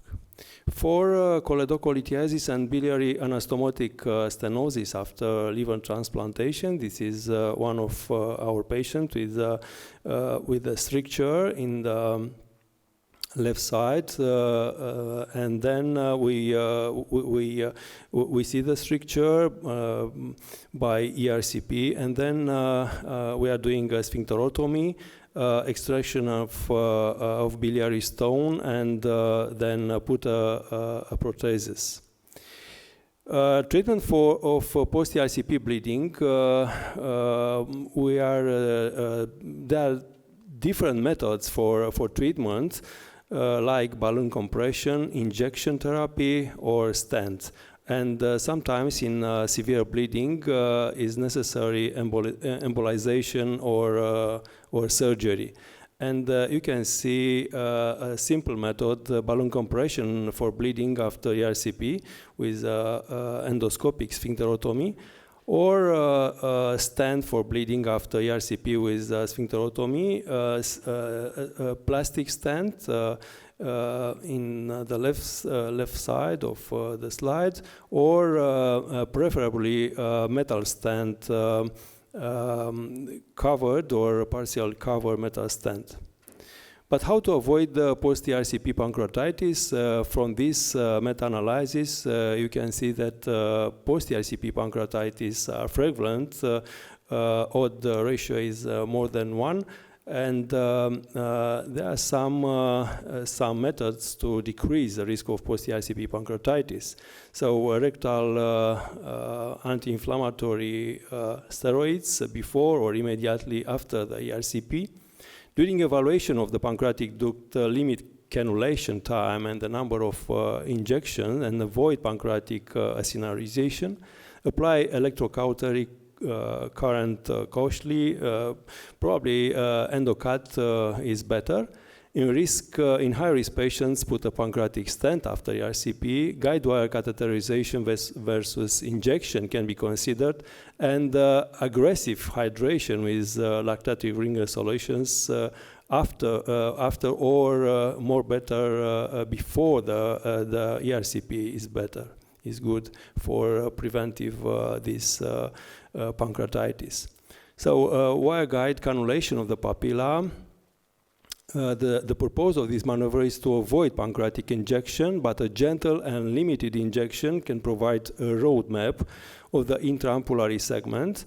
And then after ERCP, we put a small pancreatic stent, 5 French, 5 centimeter length in the pancreatic duct.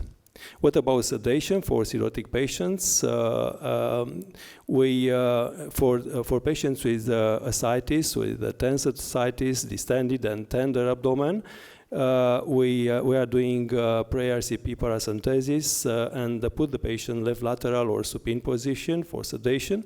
And all the time, anesthesiologists provide sedation.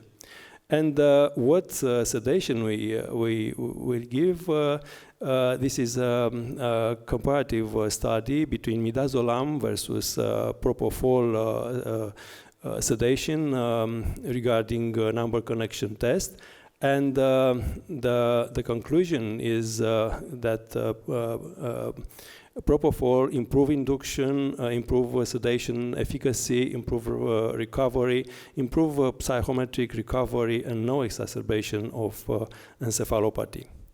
So take-home messages in patients with cirrhosis versus non-cirrhosis. There is a higher rate of adverse events, particularly of hemorrhage and post-ERCP pancreatitis, related to ERCP, especially in patients with CHELPA class B or C after sphincterotomy.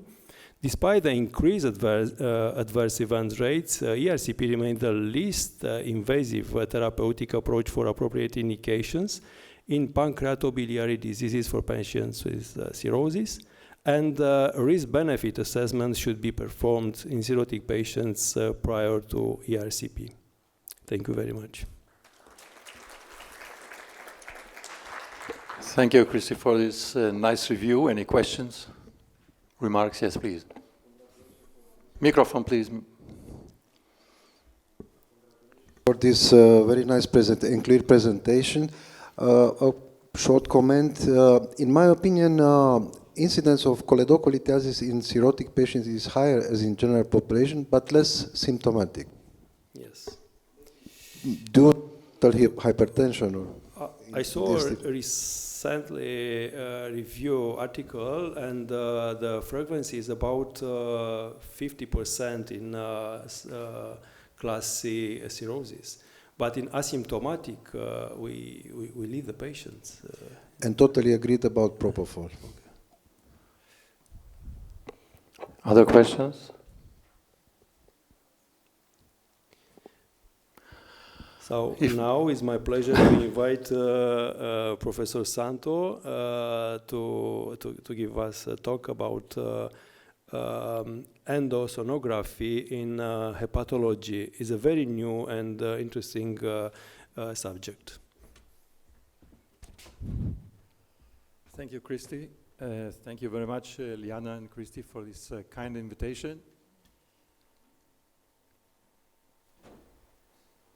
So, endosonography is a very good imaging modality which can provide us very accurate and high-resolution images because of the proximity of our probe to the target organs, and the results are much, much better than the common imaging modalities. And of course, it's a modality that can provide therapy as well. So just a short reminder, EUS was invented in the early 80s for the investigation of the pancreas and the biliary tract. And the turning point happened in 91 when Pentax introduced the linear scope, and shortly after the first FNA was performed, and this opened the gate for the era of therapeutic EUS. Now, EUS is increasingly getting into the diagnosis and evaluation of liver problems, screening, diagnosis of benign liver disease, of malignant liver disease, and of course providing therapy. And for this, we need a very accurate anatomical evaluation of the liver. The left lobe of the liver is entirely visible to the echoendoscope. We can scan from the stomach, we can see it entirely. The problem is mainly with the posterior segments of the right lobe of the liver, which is a little bit far away from the duodenum and the stomach. Contrast and elastography software is standard on our EUS machines. So this can aid us, can provide some more information for the evaluation of the lesions that we encounter and target our therapy, and also can provide information after therapy, like, for example, radiofrequency ablation of some lesion before and after. I think contrast is very widely used. So this slide I borrowed from an editorial from Ken Chang, in which he advocated a holistic approach. He said that all these procedures that we are doing now should be done under the same roof in the hands of gastroenterologists or hepatologists, like it's being done in other specialties, in other fields of gastroenterology, like, for example, in the pancreatobiliary. We depend less and less on our radiology friends. And I will touch a little bit about liver biopsy, about treating varices, and maybe something about more complex vascular treatments in which EUS can be of use. So the diagnosis of liver diseases usually is based on serology, on the metabolic parameters. Sometimes we need some genetic testing, but always we need some good, solid imaging examination. The problem is more complex when we are talking about staging. Then elastography or magnetic resonance is more helpful.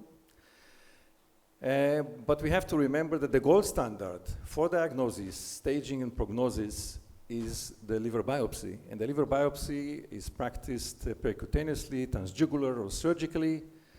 And maybe there is a role also for EUS-guided liver biopsy. In a second, I will try to convince you that it can be of benefit for a certain group of patients. So all of us who are familiar with the EUS know these needles. There are various needle types, are FNA needles, and lately in the last years we have FNB needles, fine needle biopsy needles, which can produce accurate, actually cores of tissue for histology, not only cytology that we've done previously. And all these needles have been used to perform liver biopsy for diffuse disease. And this is a table from a publication, from a summary in endoscopic ultrasound last year, summarizing all the studies on US-guided liver biopsy using these various needles. And I will try to focus on this study by Nieto.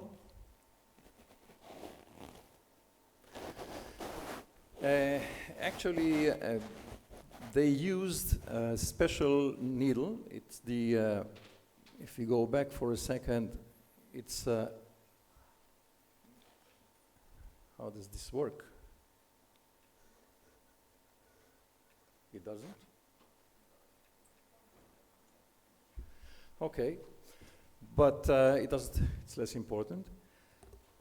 And what they used is a 19-gauge shark needle by Medtronics, in which, using a special technique in which 9 centimeters of the 8-centimeter needle was introduced in the liver parenchyma. And if you look at these graphs, you can see that actually they got very good results according to all the guidelines of all the societies involved. They got very high number of complete portal tracts as required. And which is more important, there were no substantial side effects. I will touch on that in a second. So who is the patient that will be the who will benefit most? I think this will be obese patients, of course. It's a difficulty in these patients to perform percutaneous biopsy. And other advantages are that the endoscopic procedure carries little pain or no pain at all. And another thing is that these patients can put in a recovery protocol like a regular endoscopy.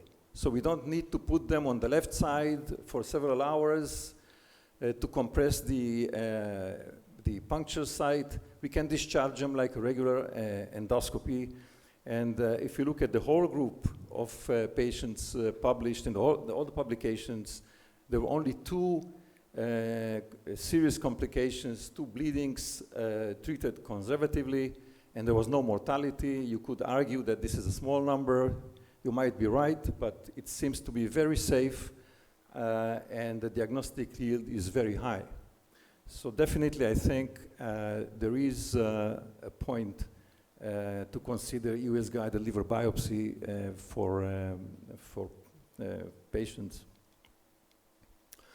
Now, what about focal hepatic lesions? So these are usually evaluated with regular ultrasound, CT, MRI, and a percutaneous biopsy is done, targeted percutaneous biopsy is done for histology.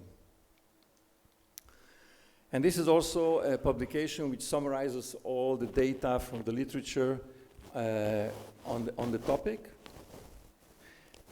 And what I would like to show you is, does this work or am I doing something wrong? Where should I point?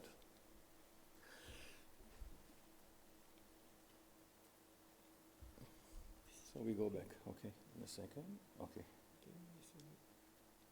Oh, this one. Okay. Oh, fantastic. So, we can look at this data from this little bit older publication from the late 90s, in which they show that out of these 15 patients that were found to have liver metastases, CT detected only 3. And of course, US detected all the rest.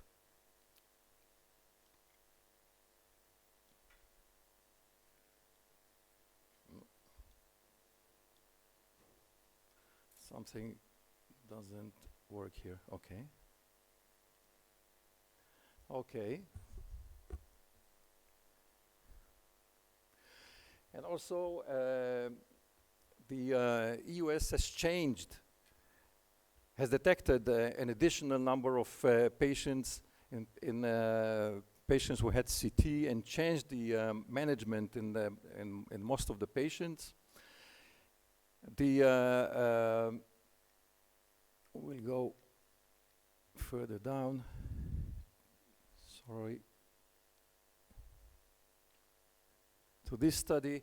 And this study was conducted in a group of patients newly diagnosed with malignancy of the GI tract and the lungs, CT versus endoscopic ultrasound. And what you can see here, that the accuracy of EUS was 98% versus 92 of the CT, but the EUS detected 40 metastases versus 19 detected by the CT, so it's more than the double, which really changed the management of many of these patients.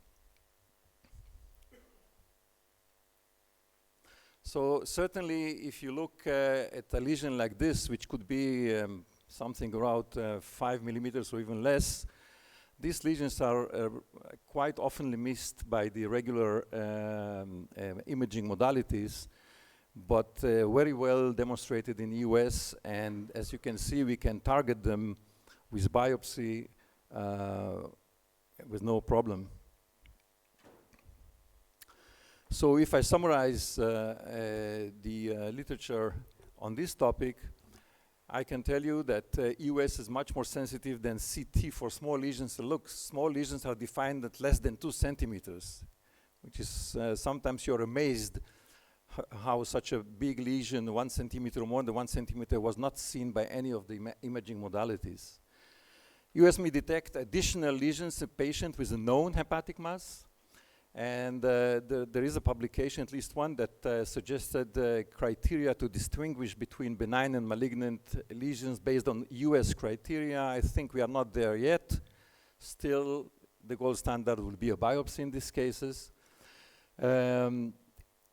US FNB, of course, is an alternative for lesions that are not accessible by percutaneous approach, and also to be a rescue for non-diagnostic percutaneous biopsy. I don't know if you noticed in the previous slide that I tried to show you in the table, but EUS really detected or made the diagnosis in almost 90% of failed percutaneous biopsies. And of course, EUS FNA is also safer in patients with cirrhosis, and especially patients who have a lot of ascites, which is a relative contraindication for liver needle biopsy. What about the EUS in vascular interventions? We discussed varicella treatment. Of course, the rubber band ligation is the standard of care for primary and secondary eradications of esophageal varices. And the major reason for rebleeding is the failure to obliterate the perforating veins. So quite many years ago, in the years of 2000, somebody had the idea to target these esophageal varices, to target the perforating veins with endoscopic ultrasound, with the help of color Doppler. They were injected with the sclerotherapy. That was the usual modality at that time. And then you could immediately have a bit feedback on your treatment by the disappearance of flow judged by color Doppler. This Brazilian group performed a prospective study on regular standard sclerotherapy and US-guided sclerotherapy on 50 patients, equally divided. And what you can see here, that the success rate, the number of the sessions needed, and the rebleeding was exactly the same between the two groups. So for esophageal varices, let's say in a standard situation, I don't think that EUS has a added value, except maybe during bleeding, and we can discuss that a little bit later. Gastric varices are a bigger problem. We heard before, they are present in 20% of patients in portal hypertension, with or without esophageal varices, and they bleed less, but when they bleed, it's a real problem because the bleeding is more severe and the mortality is higher and the rebleeding rate is higher. So we also saw this classification provided by Professor Sarim, which is here with us today. And I think that the glue, cyanoacrylate or histoacryl, is the treatment, the preferred treatment of choice, as Vito told us a few minutes before. And the conventional freehand technique that was described is very effective, but there is a problem of a risk of embolization. So definitely there was a need to develop new strategies. And here US can come to the scene and be of help, because the US can increase the detection of viruses, and and everybody, I think, of us who are treating these viruses sometimes had this dilemma: is it a gastric fold, and large gastric fold, or is it a varix? So there is no problem with that. With EUS, you can instantly see and identify a varix. You immediately get feedback on the success of your therapy. There is no more flow, judged by color Doppler. Of course, this will decrease the rate of rebleeding. And there is also no need for direct endoscopic visualization. So this is really important, because when you come in a bleeding patient and the stomach is full of blood or clots and you don't see anything, and you start to wash, and you really have a hard time, and you don't see the source of bleeding, if you put in a scope, a US scope, then you can see the varix and you can inject without needing visualization. And this can also help in esophageal varices. At least it helped us in a very few cases. US also can provide accurate drug delivery, and we know that by the freehand we sometimes inject perivaricil. Some have estimated that more than 50% of the cases. We can target the feeding vessels, of course, more precisely. And if nothing helps in difficult cases or failed cases or rebleedings, we can also use coils. So this is the timetable of US guided therapies. The glue was described, the first injection of glue under US was described in the years of 2000, final injection of coils in 2008, and the combination by Ken Binmuller in 2011. So I would like to present you this data from a very active investigator in this field, Romero Castro from Sevilla in Spain. Actually, the first study was a pilot study in which he demonstrated that he could achieve 100% eradication using glue injection via EUS without any complications. The second study with 19 patients here, it was one arm of a study in which he compared glue versus coils, and I'll show you that immediately. In this 19 patients, he also achieved 100% eradication, but almost half of the patients needed another session. What is more disturbing is this data here. He performed CT on every patient, on both arms, and what he saw, that the vast majority of patients with injection had pulmonary embolization, although it was silent, but really this is a very high number, and it's really disturbing information. So coils are the same coils that our interventional radiologist colleagues use. These are metal coils coated with synthetic material that we feed in our needles, and the FNA, the regular FNA needle, and then inject them into the varix. There are coils that fit into a 22 gauge needle or a bigger needle, 19 gauge needle. And again, these two studies here that you see, this was the arm, the second arm that I mentioned before, in which he injected it in 11 patients. And what you can see here, that it was a high rate of eradication, 91% of eradication from the first, and most of the patients after the first session, they didn't need a second session. The complication rate was low, 9% adverse events, minor adverse events. Nobody, of course, had any embolization. There were pain, minor bleeding after the puncture of the varix, but no serious complications. So seeing this, I think it's a deductible conclusion that why not combine both modalities? Why not combine injection of glue together with coils? The rationale for this will be that the coils actually could be the nidus for the glue, and then we will get less embolization rates. And you see the studies here, the two studies from the left with the 30 patients, and the other one, the bigger one, with 152 patients, came from the same group of Binmuller in California.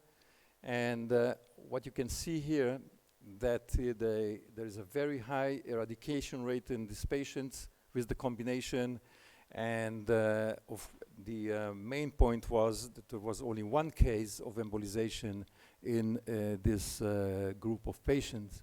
So I think this is quite a useful modality in a certain subgroup of patients who need treatment. Can you click, please? So this is the real life. You see this big varix here, and you will see in a second the needle. It's a 19-gauge needle in the varix. You see the coil being injected into the varix, and usually after that we inject a small amount of glue, which is 1 milliliter or 1.5 millimeter, depends on the size of the varix. Very careful not to inject too much, as Vito said before. And can we go on? Okay, thank you. I think that the main indication for the combination would be for failed treatment patients, those who had injections with glue before and re-bled, or in our department we are using them for large varix. For a large varix, I think it's from the beginning we target it with the coil and then inject glue.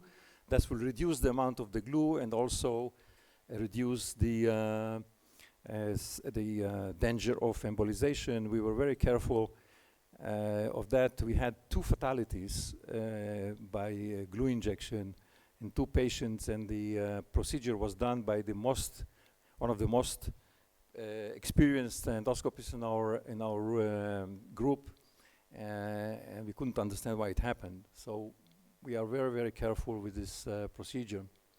And if you want to sum up the data about US and gastric varicella treatment, as you saw, the literature is not very vast. There are no random studies comparing US versus the freehand procedure. You have to have a very experienced endosonographer in your group.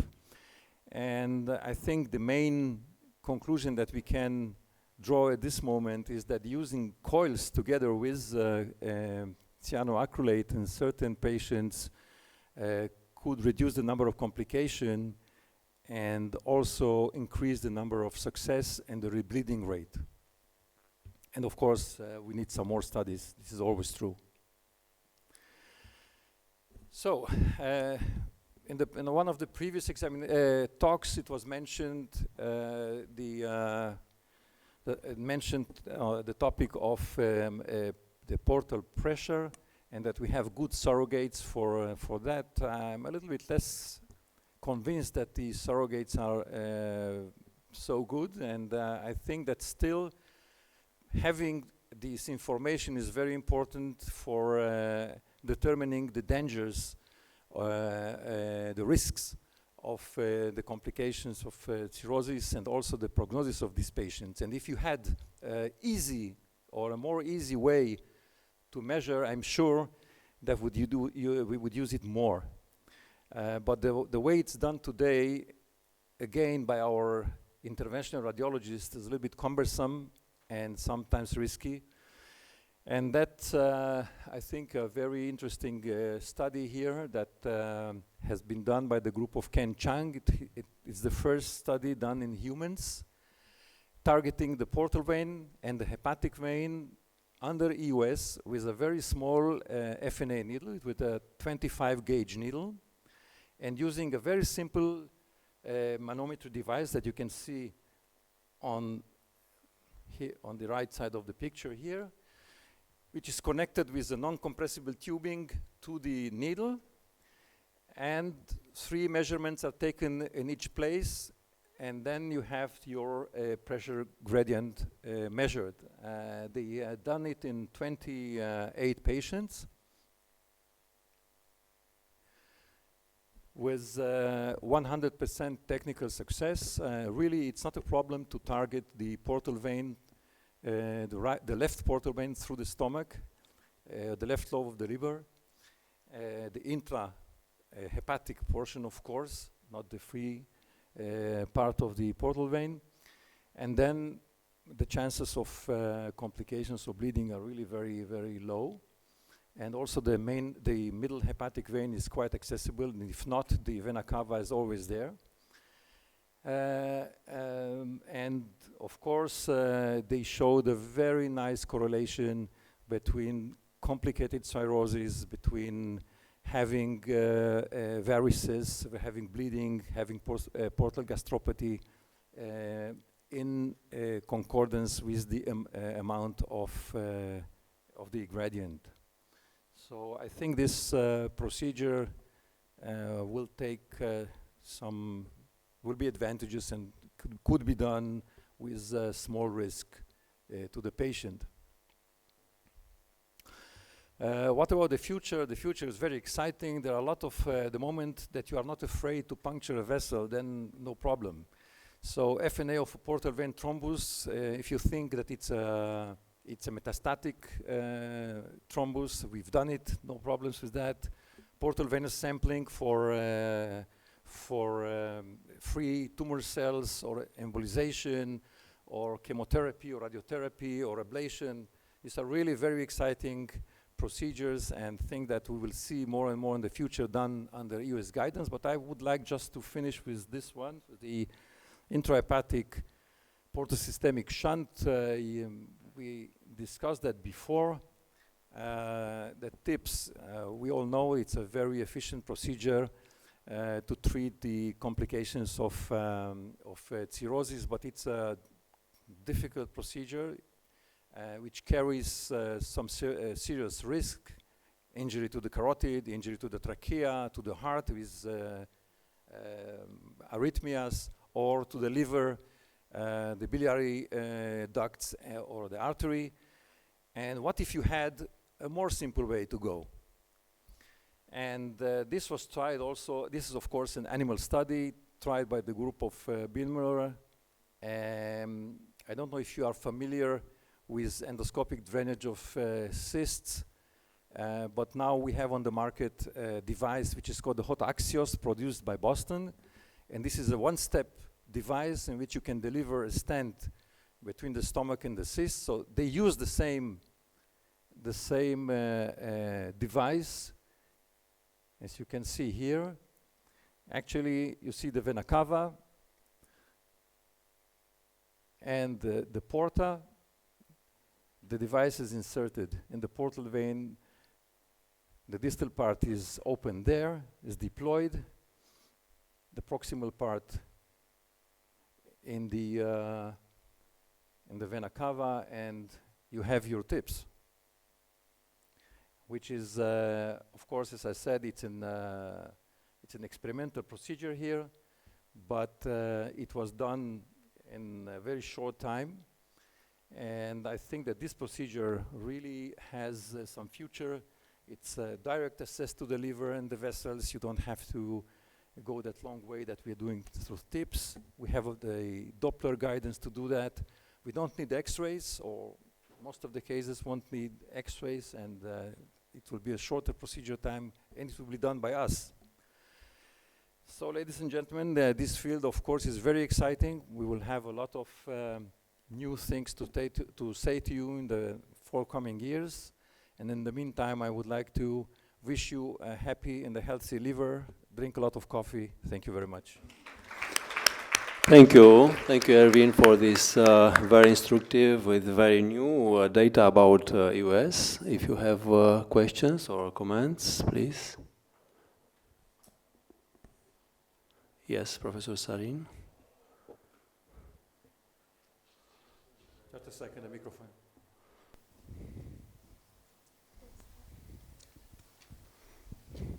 This is very enjoyable talk and very educative. About gastric varices injection by EUS, our group also has a very good EUS person who does it.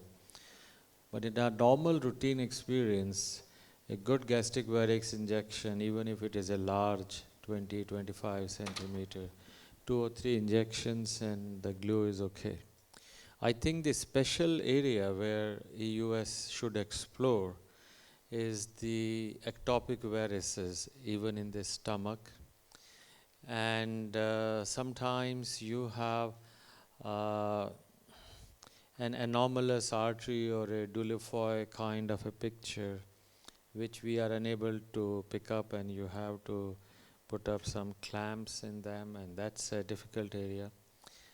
Like D2 or D3, where you have these ectopic varices, that's a very challenging area. And the third area where I think EUS is needed and we are blank is the rectal or anorectal varices. We still do not know how to manage them, whether to inject or to band them. That's a challenging area. Liver biopsy, I think transjugular liver biopsies are very comfortable, but an area where you have a dilated bile duct, you have a dilated CBD and you want to do a liver biopsy, I think that is so these are my few comments and suggestions. Thanks very much for the comments. Absolutely, I agree with you. And the treatment of ectopic varices elsewhere around the duodenum in other places has been described, of course, also in the rectum. But there was a nice study that I presented there. I didn't elaborate on that, but they did evaluate with EUS a group of patients with elevated liver function tests to rule out biliary obstruction. And the moment the biliary obstruction was ruled out, they performed biopsy in the same session. So this could be one setting in which is very nice to do that. It's very easy. So one more question, please. Dr. Santo, hi. Very nice talk. I'm Harshit Khara from Geisinger Medical Center in USA. And commend you for the liver biopsy. One of the studies that you mentioned, the Deal et al. Was our study. And we've done some initial pioneering work for the USLB. So we're doing close to 300 to 400 USLBs a year. And I think there's a lot of value in the USLB where it's picked up. Other than the dilated bile duct, so just a comment on that, is also patients who have indeterminate fibroscans or patients who you feel have advanced fibrosis, but the biochemical parameters don't match up to that. And those are the patients that we've been able to do a screening endoscopy, screen them for portal hypertension at the same time, and do an EUS liver biopsy as well. And of course, the patients who have, our algorithm has been where if they have elevated LFTs and we want to rule out a biliary pathology and or a distal pancreatic obstruction, we can do an EUS, If there is a biliary obstruction, perform ERCP. If there is not a biliary obstruction, then perform USLB. And this way, in one setting, we're able to tease out, instead of the patient going to a transabdominal ultrasound, then probably getting an MRCP, then probably coming for an ERCP. The patient comes one time where you can screen them for portal hypertension, get their bile duct evaluated, and then do an LB all at the same time. Absolutely. One more question, please. Yes.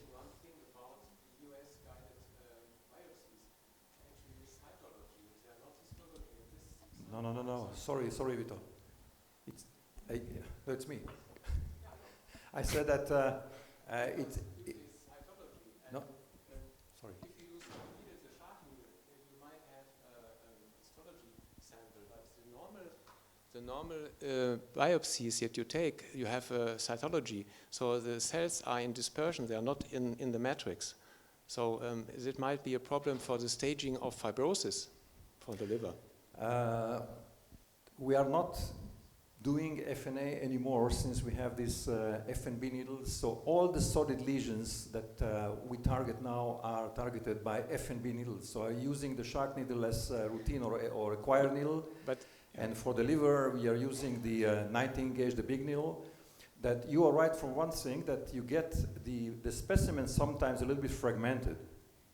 If it's fibrotic, very fibrotic, that's right. But we got histology, we don't get cytology anymore. Yeah, I know. It is important to know that only with this needle, all the other needles available on the market, you get cytology.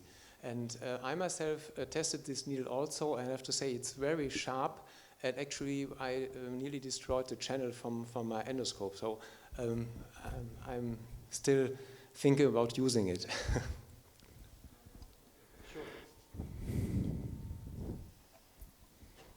Sorry, I can just need to add on that. I agree. The EUS FNA needles, the 22 and the 25 gauge needles, are cytology.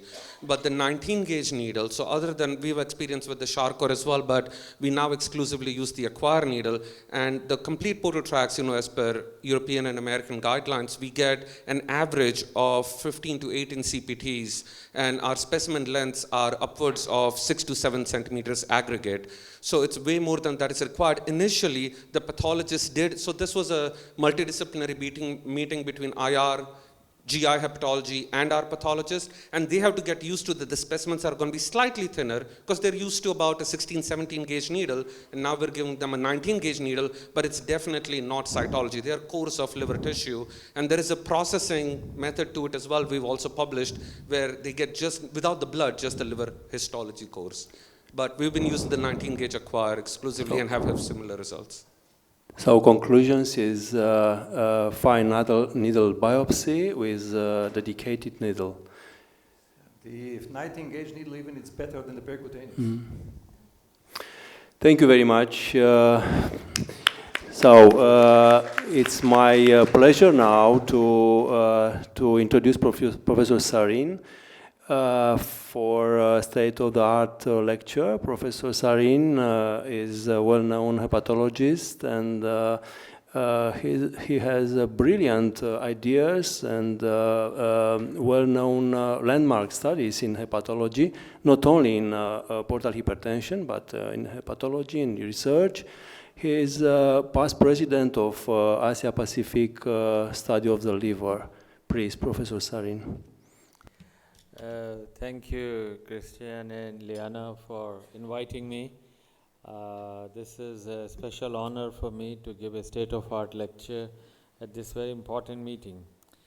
I bring greetings from the Institute of Liver and Biliary Sciences, which is in New Delhi. It's a dedicated liver university, and we also run courses on Hepatology for Asia and WGO Training Center. So if any one of you, in addition, would like to have some hands-on or additional things, we'll be more than happy to be part of it. These are our very young, robust faculty and residents. I start with a clinical case. This is a 38-year male, diabetic, obese, who was on regular alcohol and was started on antitubercular therapy. After about 23 days of antitubercular therapy, he was noticed to have jaundice and ascites, and the liver span was 13 centimeters, spleen was not palpable, and he had ascites. This is the lab report of day 22, INR of 2.6, bilirubin 22, and he had a lactate of 3.7. Viral serology was negative, and he had a coarse ecotexture. Also had ascites. In 4 days' time, during the hospital stay, his INR increased 3.1. His bilirubin rose to 29.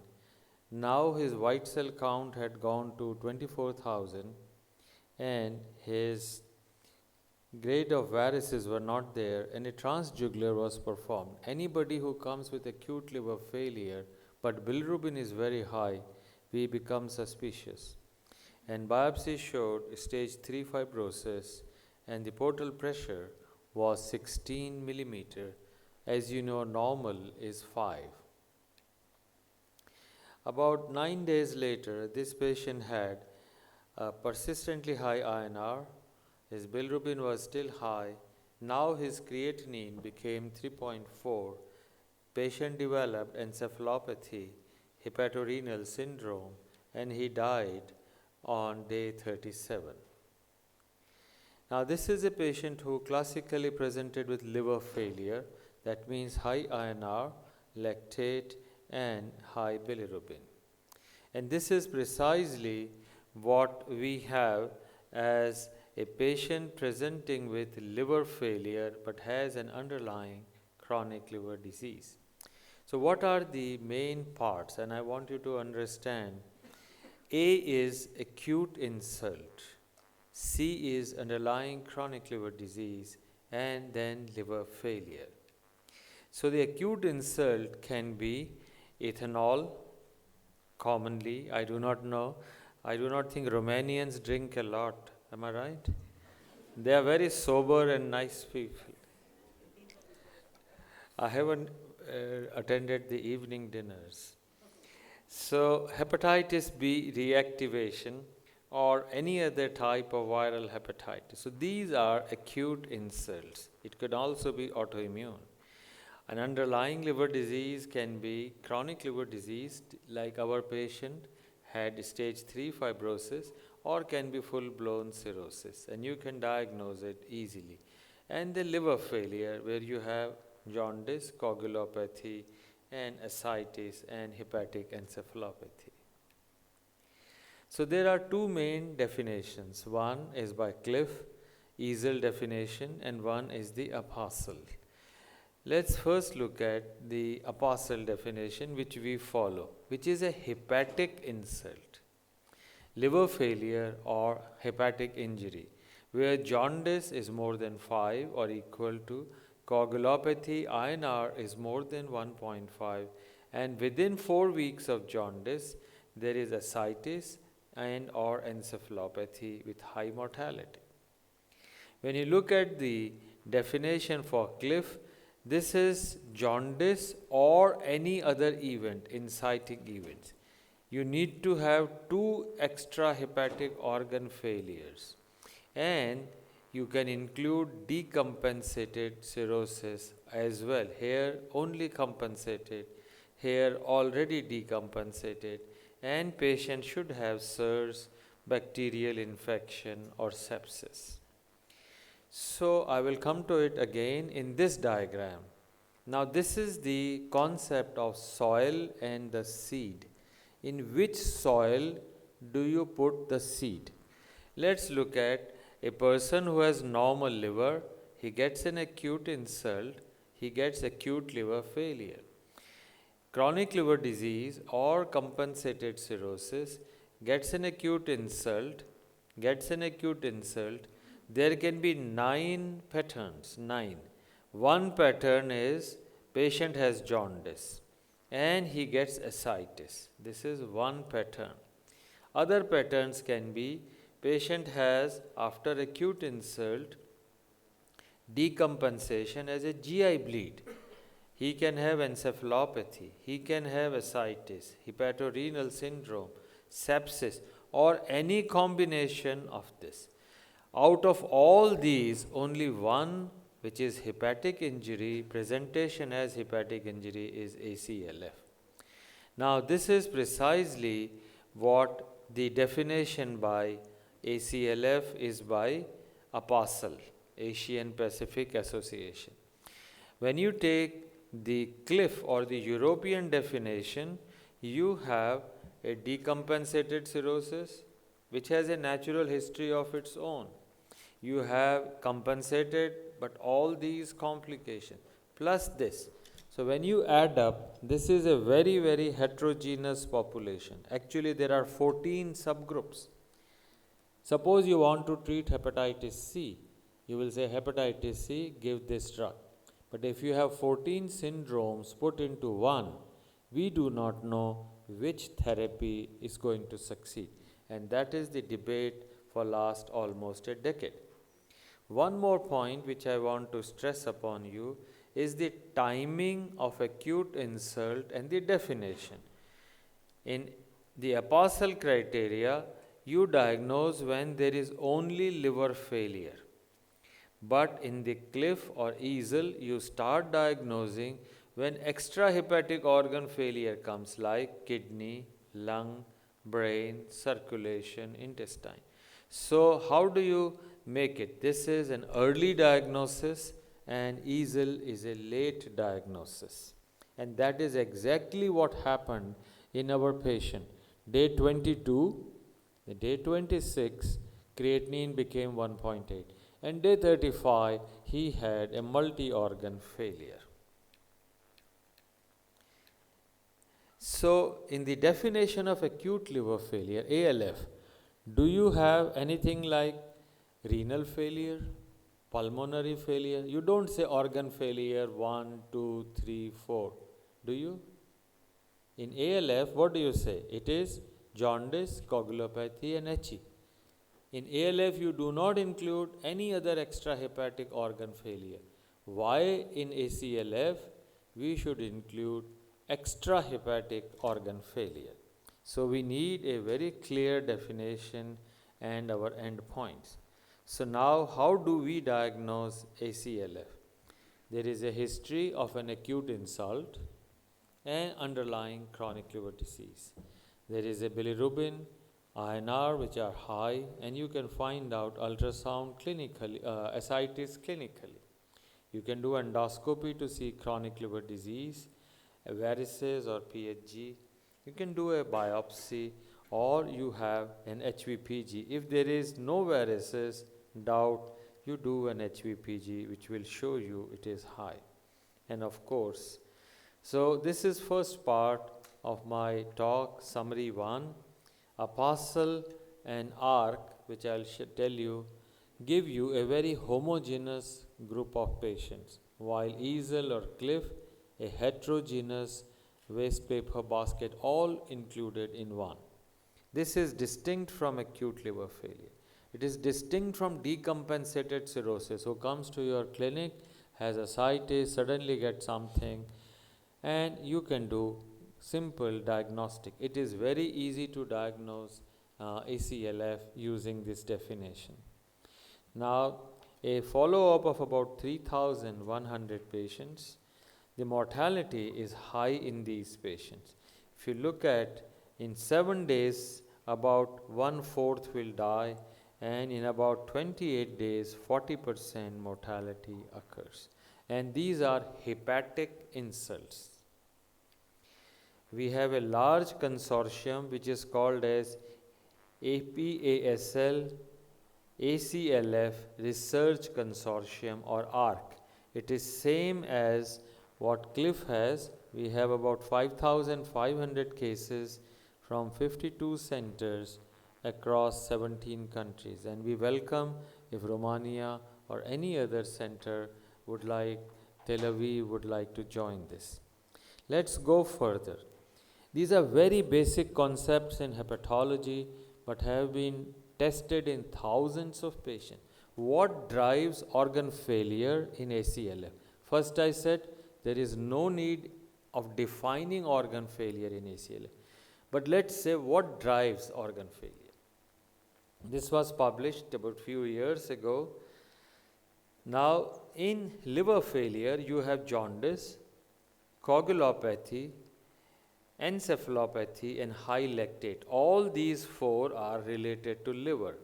And then creatinine, which could be a bile nephropathy because of excessive amount of bilirubin or cholemic nephropathy. Now let's go to our patient. This patient had on day 22 high INR, high bilirubin, high lactate, but creatinine was normal. So this has liver failure. Now day 26, 4 days later, his creatinine went high.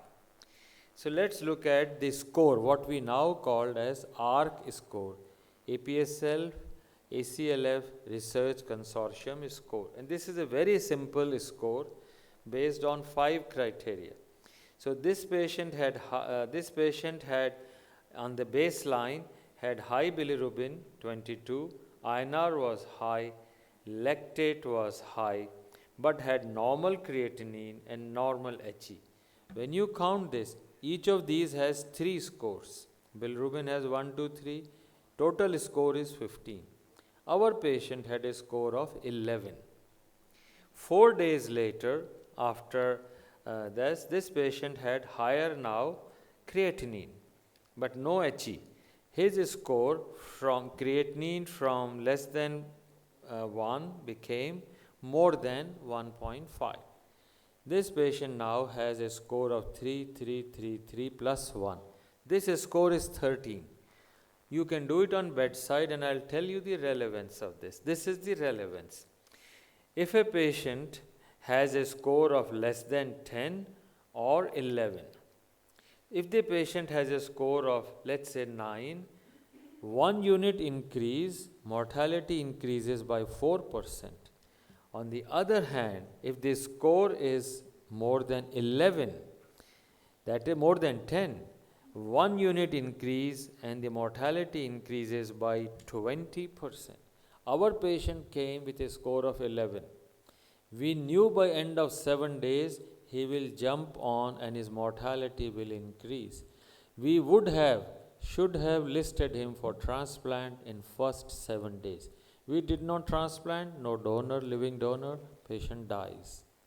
So the beauty of this score is on your bedside, you do not need any other calculator, just these to say high mortality or not. This has been validated very largely and it shows you comparing ARC with any other score, and this is to show you ARC score calculates best rather than cliff organ failure or cliff SOFA score. Now the concept early versus late diagnosis. There is only time period of 1 week. So what is that? We call it as a golden window. Our patient who came on day 22, by day 26, his white cell count has increased. You only have 1 week time between immune paresis to immune paralysis. And this is the concept of golden window in ACLF. How did we come to 7 days? We took 500 odd patients who had SIRS at baseline were removed. Those who did not have SIRS was 201. These were followed every day, day 4, day 7 and day 15. As you would notice, new SIRS developed or those who had SIRS, some had regressed. To show you, those who had SIRS at baseline or developed new SIRS had a very high mortality compared to those who did not have SIRS. And therefore, we look into how patients come to us. The patients who come to us at baseline, day 0, they are referred from another center, 41% are out from transplant list. And the reason they are out from transplant list is window period has finished. They come to us by day 10, day 15, and that time they come at an average of 24 days later, and that is where we need to teach our primary and secondary care physicians to refer the patient so that they can go on to transplant list. So this is to summarize the concept of inflammation. And so if patient has SIRS, he can go on to sepsis, or SIRS can directly go on to organ failure, or sepsis can go on to organ failure. Now, what is the basis of inflammation causing liver failure and sepsis? So this is to give you an idea. This is the liver, that's the portal vein. Now, there is an injury like alcohol, virus, or drug, or autoimmune flare. You have hepatocytes which die. This is damage-associated molecular pattern. They will all be sensed by the immune cells in the liver, macrophages, Kupffer cells, and immune cells. We also get during this from the portal vein endotoxins. There is a leaky gut, bacteria and toxins come. This injury and ongoing alcohol or virus injury, that will lead to release of several inflammatory cytokines, as you see here. These will go on into the blood. They cause SIRS. So first is inflammation, cytokine burst, and SIRS. And this SIRS will go on back to the liver, more endotoxins, and leads to finally compensatory response syndromes, and finally organ failure. So you have initially an inducer, which is here like an injury. Then you have sensors, which will sense. Then you have mediators, which are cytokines. And then you have finally a response, which is an organ failure. And this is also seen here in this. So initially there is a liver failure, and this liver failure and bacterial translocation will lead to immune paralysis, and this immune paralysis will lead on to disease. So infections and ACLF, fundamental concept is hepatic injury, intense inflammation is the driver. Sepsis is a consequence and not a cause of liver failure. Sepsis can be cause of death, but cannot be cause of primarily a liver failure. Now let me give you some basic thinking, which you can tell and ask all other colleagues whether it is right or wrong. Acute on chronic liver failure means liver failure is core. Let's ask this question and you have to answer. A patient with chronic pancreatitis, he gets pneumonia and has sepsis. What would you call it? Anyone? You will call it as acute on chronic pancreatitis? Or will you call it as a pneumonia in a chronic pancreatitis? What will you call? Those who say pneumonia in chronic pancreatitis may raise hands. And those who will say it is acute on chronic pancreatitis? None. All right, so this is precisely the issue. If a patient with chronic pancreatitis gets urinary tract infection, pneumonia, it is a pneumonia or a UTI. There is nothing which has gone wrong with pancreas. But the patient can die due to pneumonia. But that's pneumonia in chronic pancreatitis. And this is what we have been fighting for 12 years, came up in a recent paper in Hepatology. And this study is from the US, where they very clearly say that, you have, conclusion says there is discordance between the different definitions. The majority of patients with EASL or Cliff criteria have preserved liver function, suggesting the need for more liver-specific ACLF criteria. And in the discussion of this paper, which came just online, that we should use liver criteria in acute on chronic liver failure. So I've discussed with you about the mortality, about liver failure drives the extrahepatic organ failures. ARC ACLF score, which has 5 variants, are good, A score above 10 is bad, and these patients need transplant within a week. I'll briefly touch upon the therapy and liver transplant needs. Nutrition, all of you know, liver patients have Blackburn factor, which is 1.5 the normal time. What I'm showing you is a beautiful new data that you can give lipids, intravenous lipids at a bilirubin of 20, because these patients need nutrition. Have you ever given lipid, intralipid to a patient with high bilirubin? No. But we tried 3 or 4 series of papers which are in press now to just show you this, and you can give omega-3 as well. Second is to mitigate the acute insult. Of course, alcohol has to be stopped. Steroids for autoimmune flare.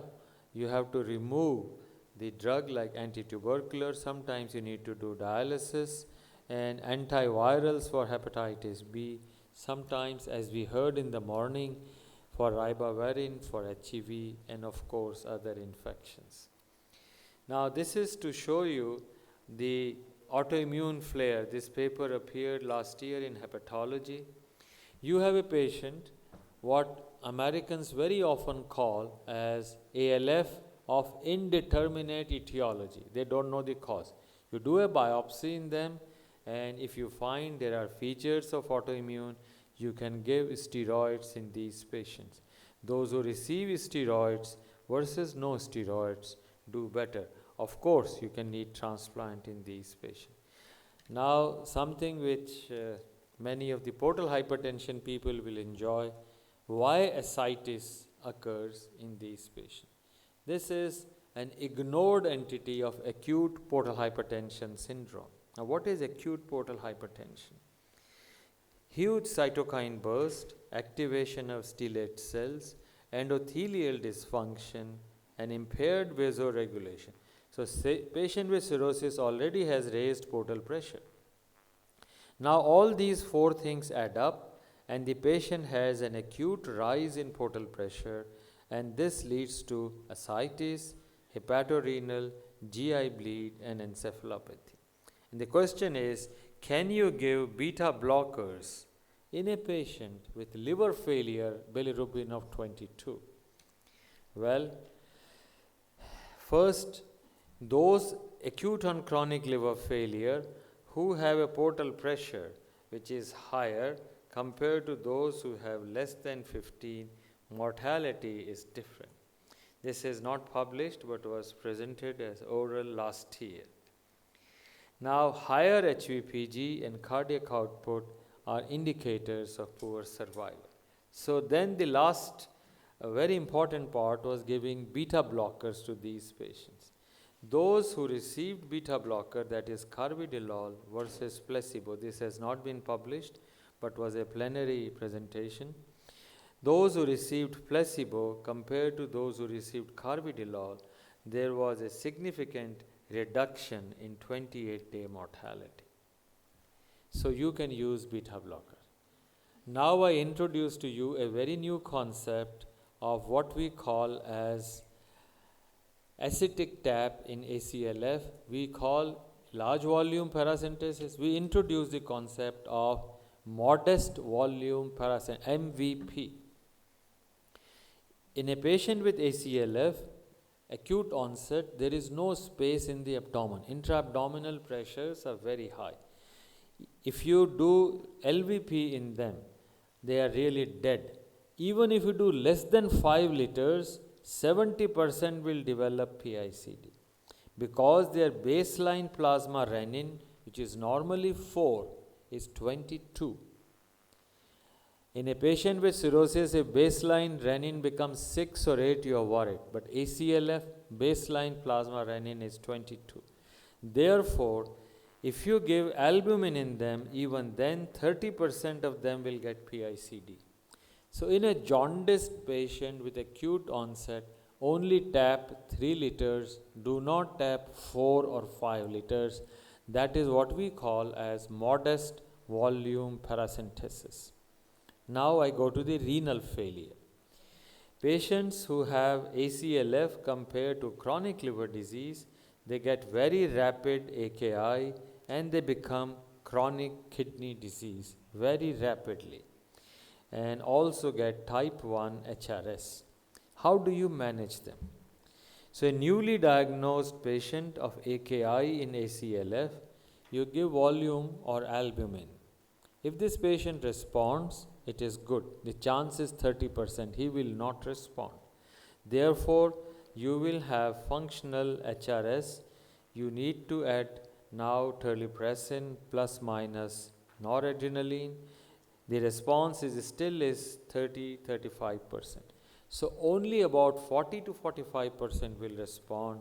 Most patients will require renal replacement therapy.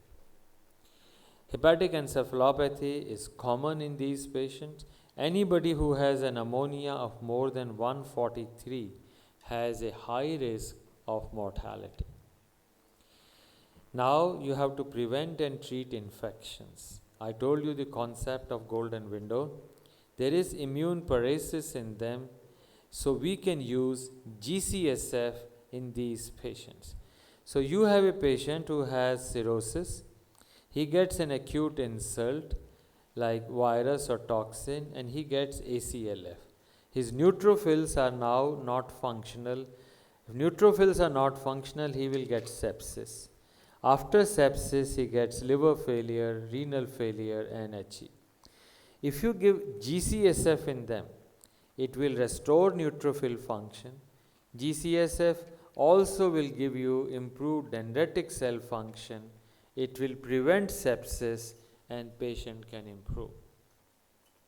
This is precisely what we showed few years ago. When compared to placebo, with GCSF, you have less hepatorenal, less encephalopathy, and less sepsis. When you give GCSF, also bone marrow makes new cells, CD34 cells, come from bone marrow into the liver. So liver also regenerates, and this leads to an improved survival. GCSF around 69%, placebo 29%. So GCSF prevents sepsis, augments liver regeneration, and is a good therapy for ACLF. I'll skip over liver dialysis in the interest of time. It is not very important, but liver transplant is important. If you do take the patients who have got acute and chronic liver failure, you can see that these patients, once they are in organ dysfunction, mortality is significantly high. We therefore feel patients must be transplanted in the early rather than the late stage of the disease. This is to show you we have a living donor program with about 100 transplants a year. We have about 82% survival in acute on chronic liver failure. This is the global trend, around 80% survival in acute on chronic liver failure. So I'll give you my last part of the presentation. This is the last slide. This is based on the new score, that is the ARC score, and how easily, without any calculator, you can use it at bedside.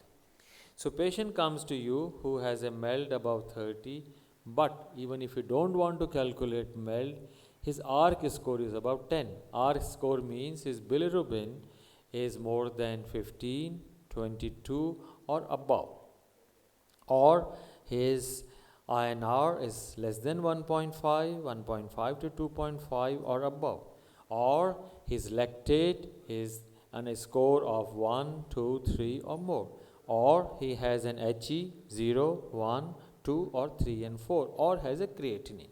So these 5, you can say ARC score is more than 10. All right, this patient needs an emergency transplant. All right. If this patient has no sepsis or SIRS, he actually is a candidate. He has a sepsis, we have to manage this patient. Now, while you are waiting, this patient improves. His ARC score comes down to 7, or let's say it is decreasing. If his score decreases on day 4 to day 7, we can actually manage him medically.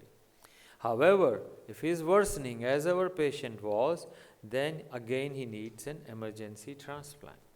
On the other hand, if the patient has already come with organ failure, means he has many complications already, is more than 4 organ failure, well, we will just put him on plasmapheresis or artificial liver support. If he improves, maybe he can be considered for emergency transplant, but if he is not improving, he will only have supportive care. So I think I have put before you new concepts of acute and chronic liver failure. First, clarity in definition, identify a homogeneous group. 2, once you have identified these patients, use the golden window for decision making. 3, give good amount of intensive care, and if needed, these patients using ARC score can be managed very well. Thank you for your kind attention. Thank you, Professor Sarin, for this excellent state of the art. Usually no questions after state of the art, please. Thank you.